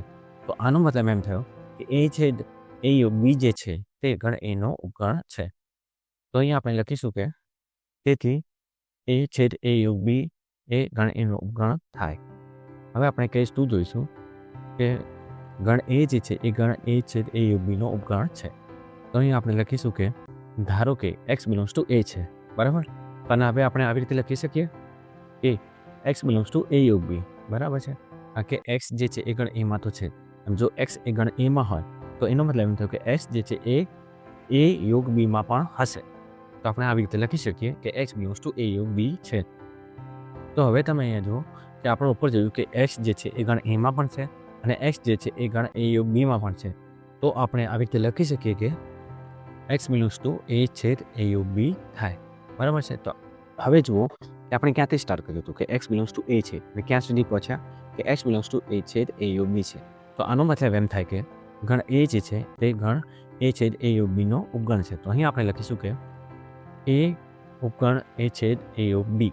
તો જુઓ પહેલા કેસમાં આપણે સાબિત કર્યું કે ગણ એ છેદ એ યોગ બી જે છે તે ગણ એનો ઉપગણ છે, અને બીજા કેસમાં સાબિત કર્યું કે ગણ એ જે છે તે ગણ એ છેદ એ યોગ બીનો ઉપગણ છે. તો આનો મતલબ એમ થાય કે બંને ગણ સમાન ગણ છે. તો અહીંયા આપણે લખીશું કે તેથી એ છેદ એ યુગ બી ઇક્વલ ટુ એ છે. તો અહીંયા આપણે દાખલા નંબર 9 પૂર્ણ કરીએ છીએ. તો હવે આપણે દાખલા નંબર 10 જોઈશું. શું કીધું છે કે સાબિત કરો કે એ છેદ બી ઇક્વલ ટુ એ છેદ સી પરથી બી ઇક્વલ ટુ સી કહી શકાય નહીં. તો એનો મતલબ એમ થયો કે જો એ છેદ બી ઇક્વલ ટુ એ છેદ સી હોય તો પણ બી ઇક્વલ ટુ સી હોવું જરૂરી નથી. બરાબર છે. તો અહીંયા આપણે આન્સરમાં લખીશું કે ધારો કે A equal to x y, B equal to x z અને C equal to x B છે. હવે પહેલાં આપણે એ સાબિત કરીશું કે એ છેદ બી ઇક્વલ ટુ એ છેદ સી છે. તેના માટે આપણે પહેલાં એ છેદ બી શોધીશું. તો એ છેદ બી ઇક્વલ ટુ એક્સ થશે, કારણ કે એક્સ જે છે એ ગણ એમાં પણ છે અને ગણ બીમાં પણ છે. હવે આપણે એ છેદ સી શોધીશું. તો આપણને એ છેદ સી પણ એક્સ જ મળશે, કારણ કે એક્સ જે છે એ ગણ એમાં પણ છે અને ગણ સીમાં પણ છે. તો તમે અહીંયા જોઈ શકો છો કે એ છેદ બી ઇક્વલ ટુ એ છેદ સી છે. બરાબર છે. પરંતુ અહીંયા બી અને સી સમાન નથી, કારણ કે બી ઇક્વલ ટુ એક્સ ઝેડ છે અને C equal to X P છે. બરાબર છે. તો અહીંયા બંને ગણના સભ્યો સમાન નથી. તો એનો મતલબ એમ થયો કે બંને ગણ સમાન નથી. તો અહીંયા આપણે લખીશું કે B does not equal to C. તો આપણે કહી શકીએ કે અહીંયા બી અને સી સમાન નથી. અને અહીંયા આપણે દાખલા નંબર 10 પૂર્ણ કરીએ છીએ. હવે આપણે દાખલા નંબર 11 જોઈશું. દાખલા નંબર 11 થોડોક ડિફિકલ્ટ છે અને લેન્થી પણ છે. બરાબર છે. તો આ દાખલા નંબર 11ને ખાસ સમજજો કે કઈ વસ્તુ ક્યાંથી આવી રહી છે અને ક્યાં જઈ રહી છે. એમાં તમે ગોઠાળો કહી જશો કે જો એ અને બી બે કોઈ ગણો છે, કોઈ ગણ એક્સ માટે જો એ છેદ એક્સ ઇક્વલ ટુ બી છેદ એક્સ ઇક્વલ ટુ 5 હોય અને એ યોગ એક્સ ઇક્વલ ટુ બી યોગ એક્સ હોય તો સાબિત કરું કે એ ઇક્વલ ટુ બી છે. તો અહીંયા આપણે સાબિત કરીશું કે ગણ એ ગણ બીનું ઉપગણ છે અને ગણ બી એ ગણ એનું ઉપગણ છે, અને તેથી સાબિત થઈ જશે કે એ ઇક્વલ ટુ બી છે. તો ચાલો જોઈએ આન્સર. હવે અહીંયા આપણે દાખલા નંબર 9ના નંબર 2 પરથી લખી શકીએ કે એ ઇક્વલ ટુ એ છેદ એ યોગ એક્સ. બરાબર છે. પરંતુ અહીંયા આપણને એ યોગ એક્સ ઇક્વલ ટુ બી યોગ એક્સ આપેલું છે. તો આપણે લખી શકીએ કે એ ઇક્વલ ટુ એ છેદ બી યોગ એક્સ, કારણ કે એ યોગ એક્સ ઇક્વલ ટુ બી યોગ એક્સ. હવે આપણે વિભાજનના નિયમ પરથી લખી શકીએ કે એ ઇક્વલ ટુ એ છેદ બી યોગ એ છેદ એક્સ, કારણ કે વિભાજનના નિયમ પરથી. હવે આપણને ઉપર આપેલું છે કે એ છેદ એક્સ ઇક્વલ ટુ 5 છે.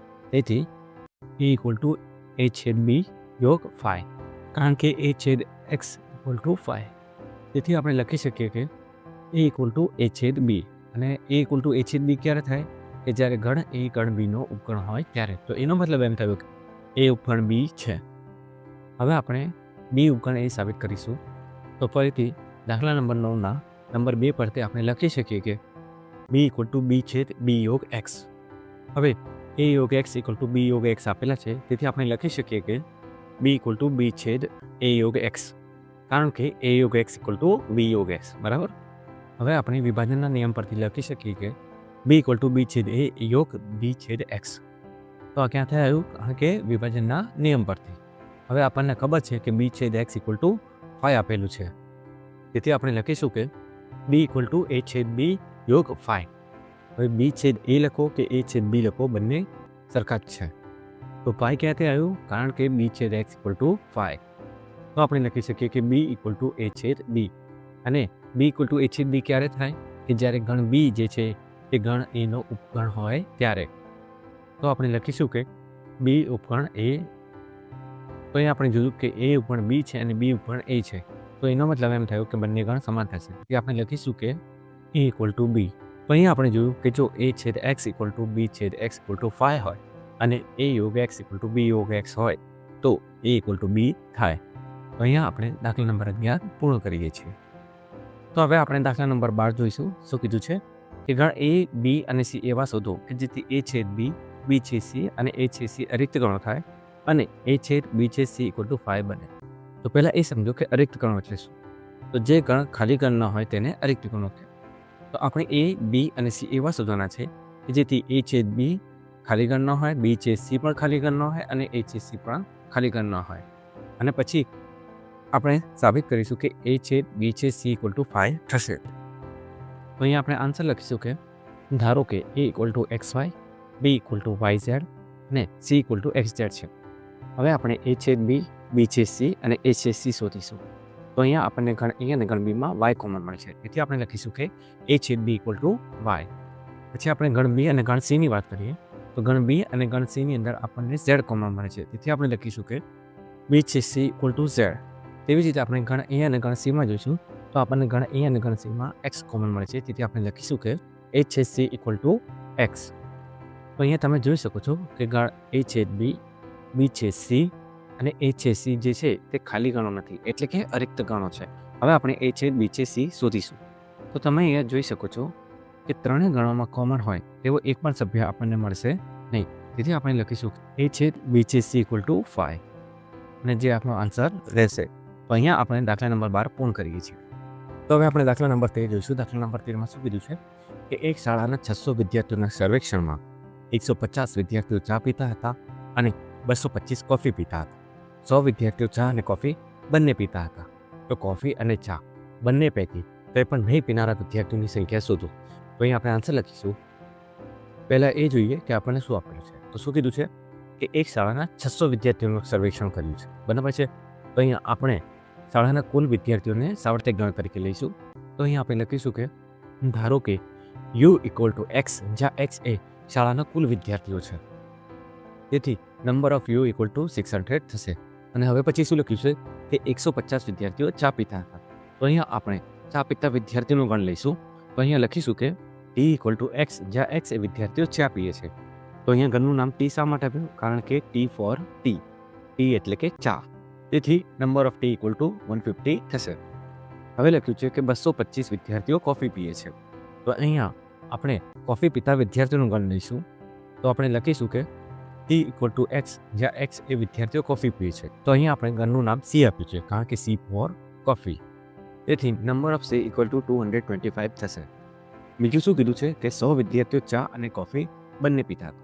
તો અહીંયા એક શબ્દ આવે છે અણી, અને જ્યારે પણ અને શબ્દ આવશે ત્યારે આપણે છેદ ગણ લઈશું. તો અહીંયા આપણે લખીશું કે ટી છેદ સી ઇક્વલ ટુ એક્સ, જ્યાં એક્સ એ વિદ્યાર્થીઓ ચા અને કોફી બંને પીએ છે. તેથી નંબર ઓફ ટી છેદ સી ઇક્વલ ટુ 100 થશે. અને છેલ્લે લખ્યું છે કે કોફી અને ચા બંને પૈકી કંઈ પણ નહીં પીનારા વિદ્યાર્થીઓની સંખ્યા શોધો, બરાબર છે. તો અહીંયા નકારાત્મક વિધાન આપેલું છે, અને જ્યારે પણ નકારાત્મક વિધાન આપેલું હશે ત્યારે આપણે પૂરક ગણ શોધવાનું હશે. તો પ્રશ્ન એ થાય છે કે કોનો પૂરક ગણ લેવો? તો અહીંયા જે નકારાત્મક વિધાન આપેલું છે તેનું પહેલાં શું કરીશું, આપણે કે વિરોધી વિધાન લઈશું, અને જે વિરોધી વિધાન મળે તેનું આપણે પૂરક ગણ લઈશું. તો કોફી અથવા ચા પીનારા વિદ્યાર્થીઓનો જે ગણ છે તેનો આપણે પૂરક ગણ લઈશું. તો સૌપ્રથમ આપણે કોફી અથવા ચા પીનારા વિદ્યાર્થીઓનો ગણ લખીશું. તો અહીંયા લખીશું કે ટી યોગ સી ઇક્વલ ટુ એક્સ, જ્યાં એક્સ એ વિદ્યાર્થીઓ ચા અથવા કોફી પીએ છે. તો પહેલાં આપણે ચા અથવા કોફી પીતા વિદ્યાર્થીઓની સંખ્યા શોધીશું. તો આપણે લખીશું કે નંબર ઓફ ટી યોગ C equal two number of T plus number of C minus number of T છે સી ઇક્વલ ટુ, તો નંબર ઓફ ટી કેટલા છે 150 પ્લસ નંબર ઓફ સી કેટલા છે 225 માઇનસ નંબર ઓફ ટી છે C કેટલા છે 100. તો આન્સર કેટલો આવશે 275. હવે આપણે શું કરીશું કે ટી યોગ સીના પૂરક ગણની સંખ્યા શોધીશું. તો લખીશું કે નંબર ઓફ ટી યોગ C dash equal to number of you minus number of T યોગ સી.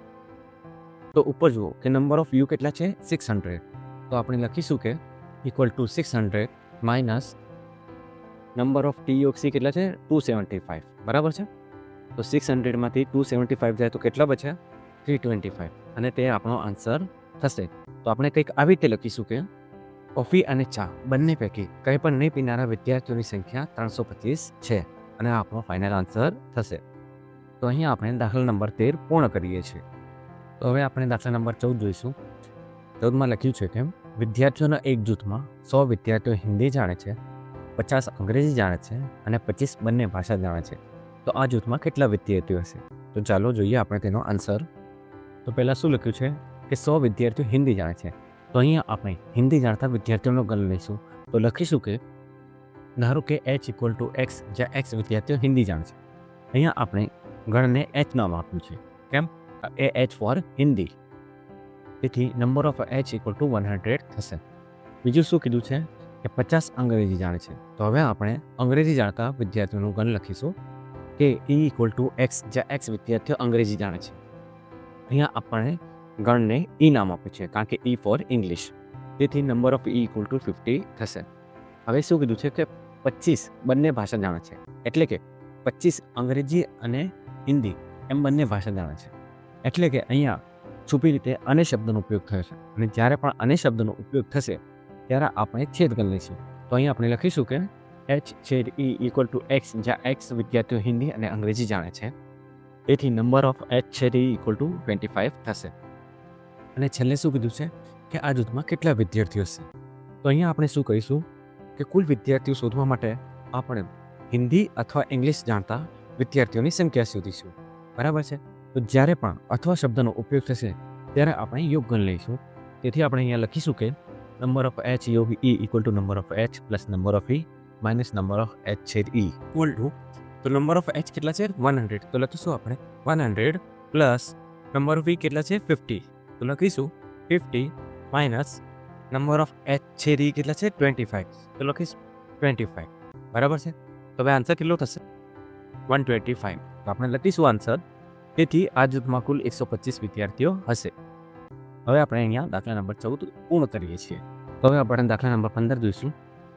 શું લખ્યું છે કે 60 વ્યક્તિઓના સર્વેક્ષણમાં 25 વ્યક્તિઓ સમાચાર પત્ર H વાંચતા, 26 સમાચાર પત્ર T વાંચતા, 26 સમાચાર પત્ર I વાંચતા, 9 H અને I વાંચતા, 11 H અને T બંને વાંચતા, 8 T અને I વાંચતા તથા 3 તમામ સમાચાર પત્ર વાંચતા માલુમ પડ્યા.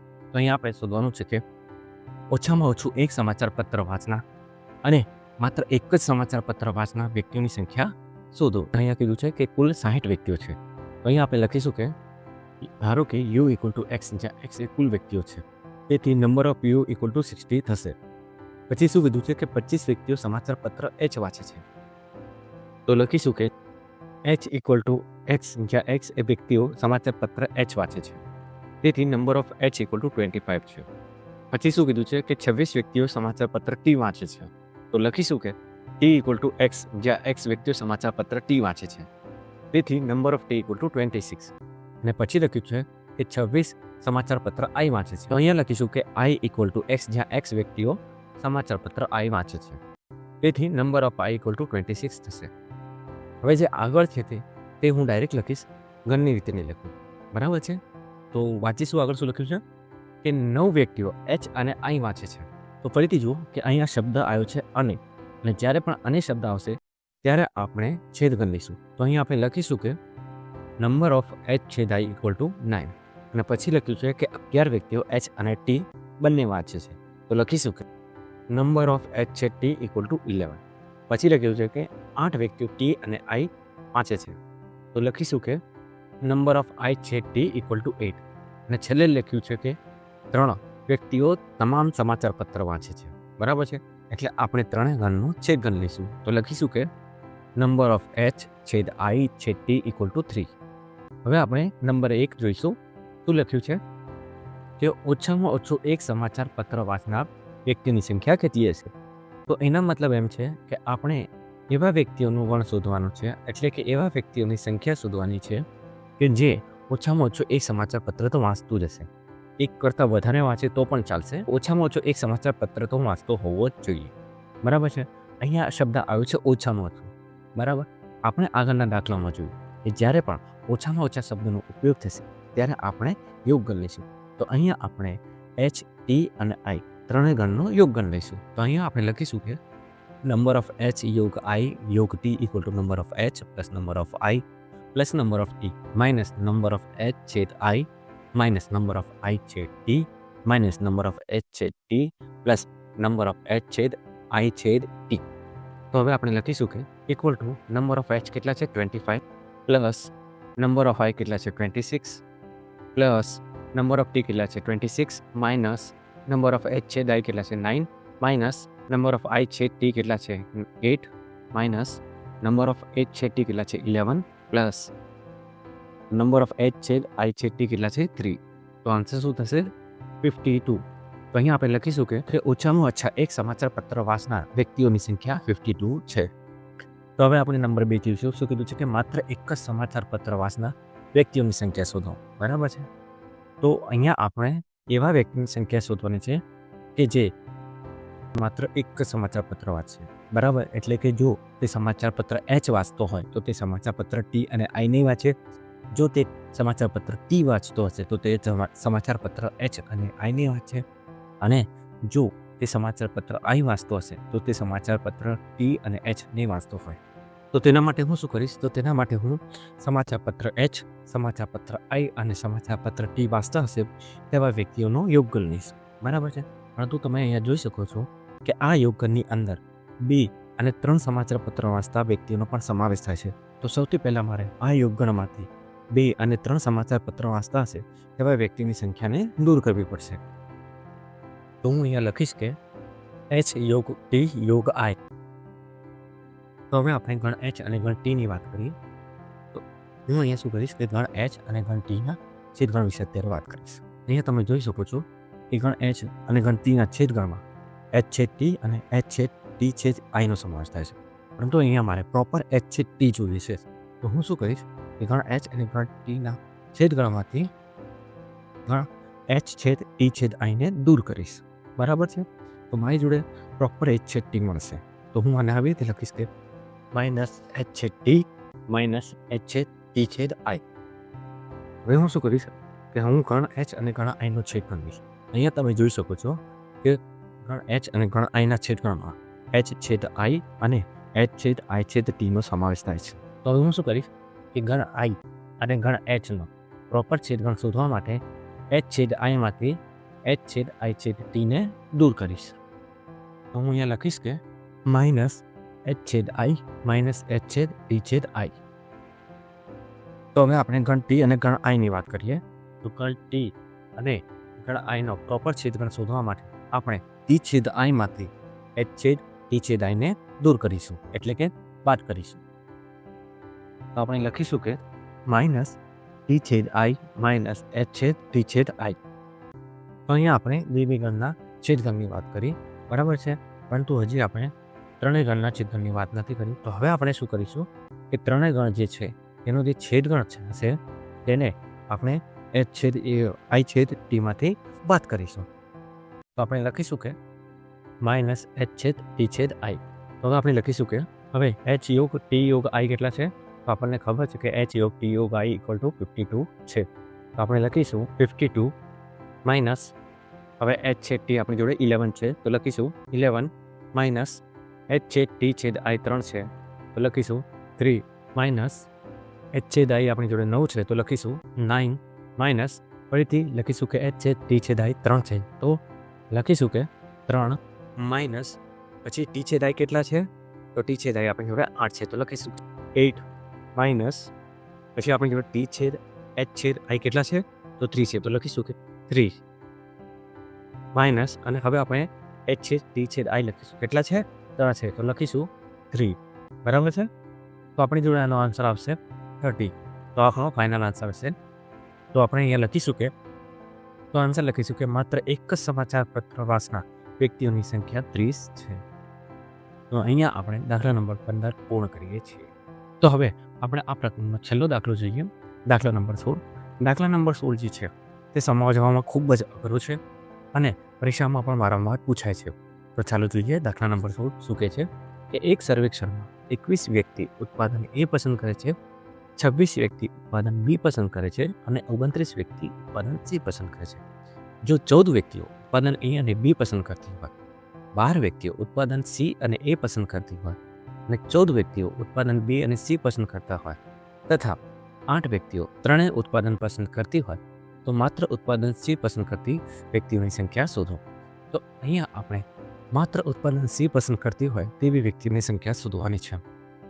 આ દાખલો જે છે એ દાખલા નંબર 15ની જેમ જ છે.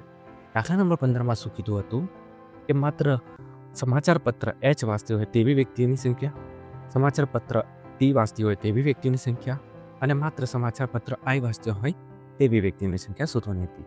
બરાબર છે. તેથી આપણે ત્યાં શું કહ્યું હતું કે આપણે એચ યોગ ટી યોગ આઈ લીધું હતું. પરંતુ અહીંયા આપણે માત્ર ઉત્પાદન સી પસંદ કરતી હોય તેવી વ્યક્તિની સંખ્યા શોધવાની છે. તો તેથી આપણે અહીંયા એ યોગ બી યોગ સી નહીં લઈએ. ઓકે. તેથી આ દાખલો જે છે તે દાખલા નંબર 15 કરતાં થોડોક અલગ પડે છે.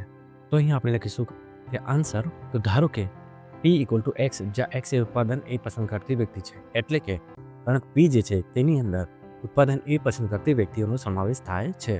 તો ઉપર જેવું શું લખ્યું છે કે 21 વ્યક્તિ ઉત્પાદન એ પસંદ કરે છે. તેથી આપણે અહીંયા લખીશું કે number of P equal to 21.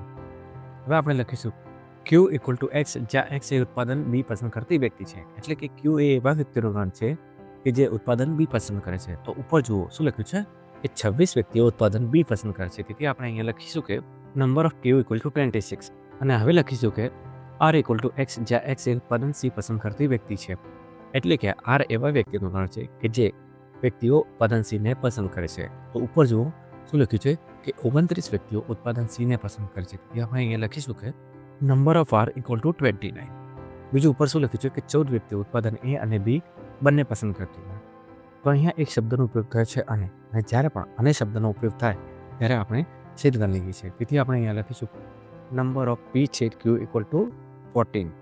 પછી શું કહ્યું છે કે 12 વ્યક્તિઓ ઉત્પાદન સી અને એ પસંદ કરે છે. નંબર ઓફ પી છેદ આર ઇક્વલ ટુ 12. પછી શું કીધું છે કે 14 વ્યક્તિઓ ઉત્પાદન બી અને સી પસંદ કરે છે. તેથી આપણે લખીશું નંબર ઓફ ક્યુ છેદ આર ઇક્વલ ટુ 14. અને છેલ્લે લખ્યું છે કે 8 વ્યક્તિઓ ત્રણે ઉત્પાદન પસંદ કરતી હોય. નંબર ઓફ પી છેદ ક્યુ છેદ આર ઇક્વલ ટુ 8 થશે. અને છેલ્લે આપણે શોધવાનું છે કે માત્ર ઉત્પાદન સી પસંદ કરતી હોય તેવી વ્યક્તિઓની સંખ્યા શોધો. તો વેન ડાયાગ્રામની મદદથી આપણે માત્ર ઉત્પાદન સી પસંદ કરતી હોય તેવી વ્યક્તિની સંખ્યા શોધીશું. ચાલો જોઈએ વેન ડાયાગ્રામ. તો અહીંયા આપણે 3 ગણ લીધા છે, ગણ પી, ગણ ક્યુ અને ગણ આર. હવે જો આ ત્રણેય ગણોના છેદગણની વાત કરીએ તો આપણને પી છેદ ક્યુ, ક્યુ છેદ આર, પી છેદ આર અને પી છેદ ક્યુ છેદ આર મળે છે. હવે આપણી જોડે ઉત્પાદન સી પસંદ કરતી હોય તેવી વ્યક્તિઓનો ગણ આર છે, રાઈટ. તેથી આપણે અહીંયા લખીશું કે નંબર ઓફ આર. હવે આપણને ખબર છે કે ગણ આર શું છે. તો ગણ આર એ ઉત્પાદન સી પસંદ કરતી વ્યક્તિઓનો ગણ છે.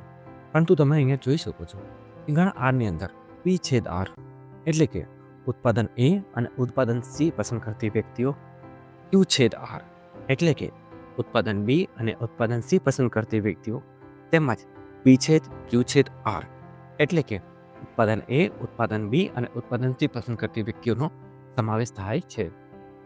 પરંતુ અહીંયા મારે માત્ર ઉત્પાદન સી પસંદ કરતી હોય તેવી જ વ્યક્તિઓની સંખ્યા શોધવાની છે. તેથી હું શું કરીશ, આ ગણ આરમાંથી આ જે પણ છેદગણ છે તેને દૂર કરી રાખીશ. તો આ જે ભાગ બચી જશે તે માટે માત્ર ઉત્પાદન સી પસંદ કરતી વ્યક્તિઓની સંખ્યા થઈ જશે. બરાબર છે? તો આ કેવી રીતે કરીશું તે ચાલો જોઈએ. તો પહેલાં આપણે શું કરીશું કે આ ત્રણેય ગણોનો જે છેદગણ છે એટલે કે પી છેદ ક્યુ છેદ આર જે છે તેને આપણે ગણ આરમાંથી દૂર કરીશું. તો આપણે તેને આવી રીતે લખીશું કે number of R minus number of P છેદ ક્યુ છેદ આર. હવે આપણે ગણ પી અને ગણ આરની વાત કરીએ તો ગણ આરની અંદર પી છેદ આર આવેલું છે. એટલે કે ગણ આરની અંદર ઉત્પાદન એ અને ઉત્પાદન સી પસંદ કરતી હોય તેવી વ્યક્તિઓનો ગણ આવેલું છે. પરંતુ અહીંયા મારે માત્ર ઉત્પાદન સી પસંદ કરતા હોય તેવા વ્યક્તિઓની સંખ્યા શોધવાની છે. તેથી હું શું કરીશ કે આરમાંથી પી છેદ આરને દૂર કરીશ. તો હું આને કંઈક આવી રીતે લખીશ કે number of R minus number of P છેદ આર. પરંતુ અહીંયા નંબર ઓફ આર ઓલરેડી લખેલું છે, તેથી હું લખીશ કે માઇનસ નંબર ઓફ પી છેદ આર. પરંતુ તમે અહીંયા જોઈ શકો છો કે પી છેદ આરની અંદર પી છેદ ક્યુ છેદ આર આવેલું છે. અને અહીંયા તમે જુઓ કે આપણે નંબર ઓફ પી છેદ ક્યુ છેદ આર જે છે તે ઓલરેડી નંબર ઓફ આરમાંથી દૂર કરેલું છે. તેથી આપણે શું કરીશું કે પી છેદ આરમાંથી પી છેદ ક્યુ છેદ આરને દૂર કરીશું. તેથી આપણે અહીંયા લખીશું કે માઇનસ નંબર ઓફ પી છેદ ક્યુ છેદ આર. હવે જો આપણે ગણ ક્યુ અને ગણ આરની વાત કરીએ તો ગણ આરની અંદર ક્યુ છેદ આર આવેલું છે. એટલે કે ગણ આરની અંદર ઉત્પાદન બી અને ઉત્પાદન સી પસંદ કરતી હોય તેવી વ્યક્તિઓનો ગણ આવેલો છે. પરંતુ અહીંયા મારે માત્ર ઉત્પાદન સી પસંદ કરતી હોય તેવી વ્યક્તિઓની સંખ્યા શોધવાની છે. તેથી હું શું કરીશ કે ગણ આરમાંથી ગણ ક્યુ છેદ આરને દૂર કરીશ. તેથી હું આને કંઈક આવી રીતે લખીશ કે number of R minus number of Q છેદ આર. પરંતુ અહીંયા મેં નંબર ઓફ આર ઓલરેડી લખી ચૂક્યો છું. તેથી હવે હું લખીશ કે માઇનસ નંબર ઓફ ક્યુ છેદ આર. પરંતુ તમે અહીંયા જુઓ કે ક્યુ છેદ આરની અંદર પી છેદ ક્યુ છેદ આર પણ આવેલું છે. ને અહીંયા તમે જુઓ કે મેં નંબર ઓફ આરમાંથી ઓલરેડી નંબર ઓફ પી છેદ ક્યુ છેદ આરને દૂર કરી નાખ્યા છે. તેથી અહીંયા હું શું કરીશ કે ક્યુ છેદ આરમાંથી પી છેદ ક્યુ છેદ આરને દૂર કરીશ. તેથી હું લખીશ કે માઇનસ નંબર ઓફ પી છેદ ક્યુ છેદ આર. તો હવે નંબર ઓફ આર કેટલા છે? 29. તો લખીશું કે equal to 29 minus number of P છેદ ક્યુ છેદ આર કેટલા છે? તો 8 છે. તો લખીશું કે -8 માઇનસ નંબર ઓફ પી છેદ આર કેટલા છે? તો પી છેદ આર આપણી જોડે 12 છે તો લખીશું કે 12 માઇનસ નંબર ઓફ પી છેદ ક્યુ છેદ આર કેટલા છે 8 તો લખીશું કે -8 માઇનસ નંબર ઓફ ક્યુ છેદ આર કેટલા છે તો આપણી જોડે ક્યુ છેદ આર 14 છે તો લખીશું કે -40 માઇનસ નંબર ઓફ પી છેદ ક્યુ છેદ આર કેટલા છે 8 તો લખીશું કે -8. તો આ બધાનો આન્સર શું આવશે 11. તો આપણે આન્સર કંઈક આવી રીતે લખીશું કે માત્ર ઉત્પાદન સી પસંદ કરતી હોય તેવી વ્યક્તિઓની સંખ્યા 11 છે. તો અહીંયા આપણે દાખલા નંબર 16 પૂર્ણ કરીએ છીએ, પ્રકરણ સ્વાધ્યાય 1 પૂર્ણ કરીએ છીએ અને પ્રકરણ 1 ગણ તે પણ પૂર્ણ કરીએ છીએ. જો તમને સમગ્ર પ્રકરણમાં ક્યાંય પણ તકલીફ પડી હોય અથવા તો કોઈ પણ વસ્તુની સમજ ના પડી હોય, ભલે પછી તે ઉદાહરણ હોય, માહિતી હોય કે દાખલા હોય, તો તમે મને કોમેન્ટ બોક્સમાં લખીને જણાવી શકો છો. હું તમને ફરીથી તે સમજાવવાનો પ્રયત્ન કરીશ. તેના પર હું એક ડેડિકેટેડ વિડીયો લાવીશ અને હશે તો શોર્ટ વિડીયો બનાવીને તમને સમજાવવાનો પ્રયત્ન કરીશ. જો આ વિડીયો ગમ્યો હોય તો આ વિડીયોને લાઈક કરો, શેર કરો અને સ્કૂલ ઓફ મેથેમેટિક્સના ચેનલને સબસ્ક્રાઈબ કરો. Thank you.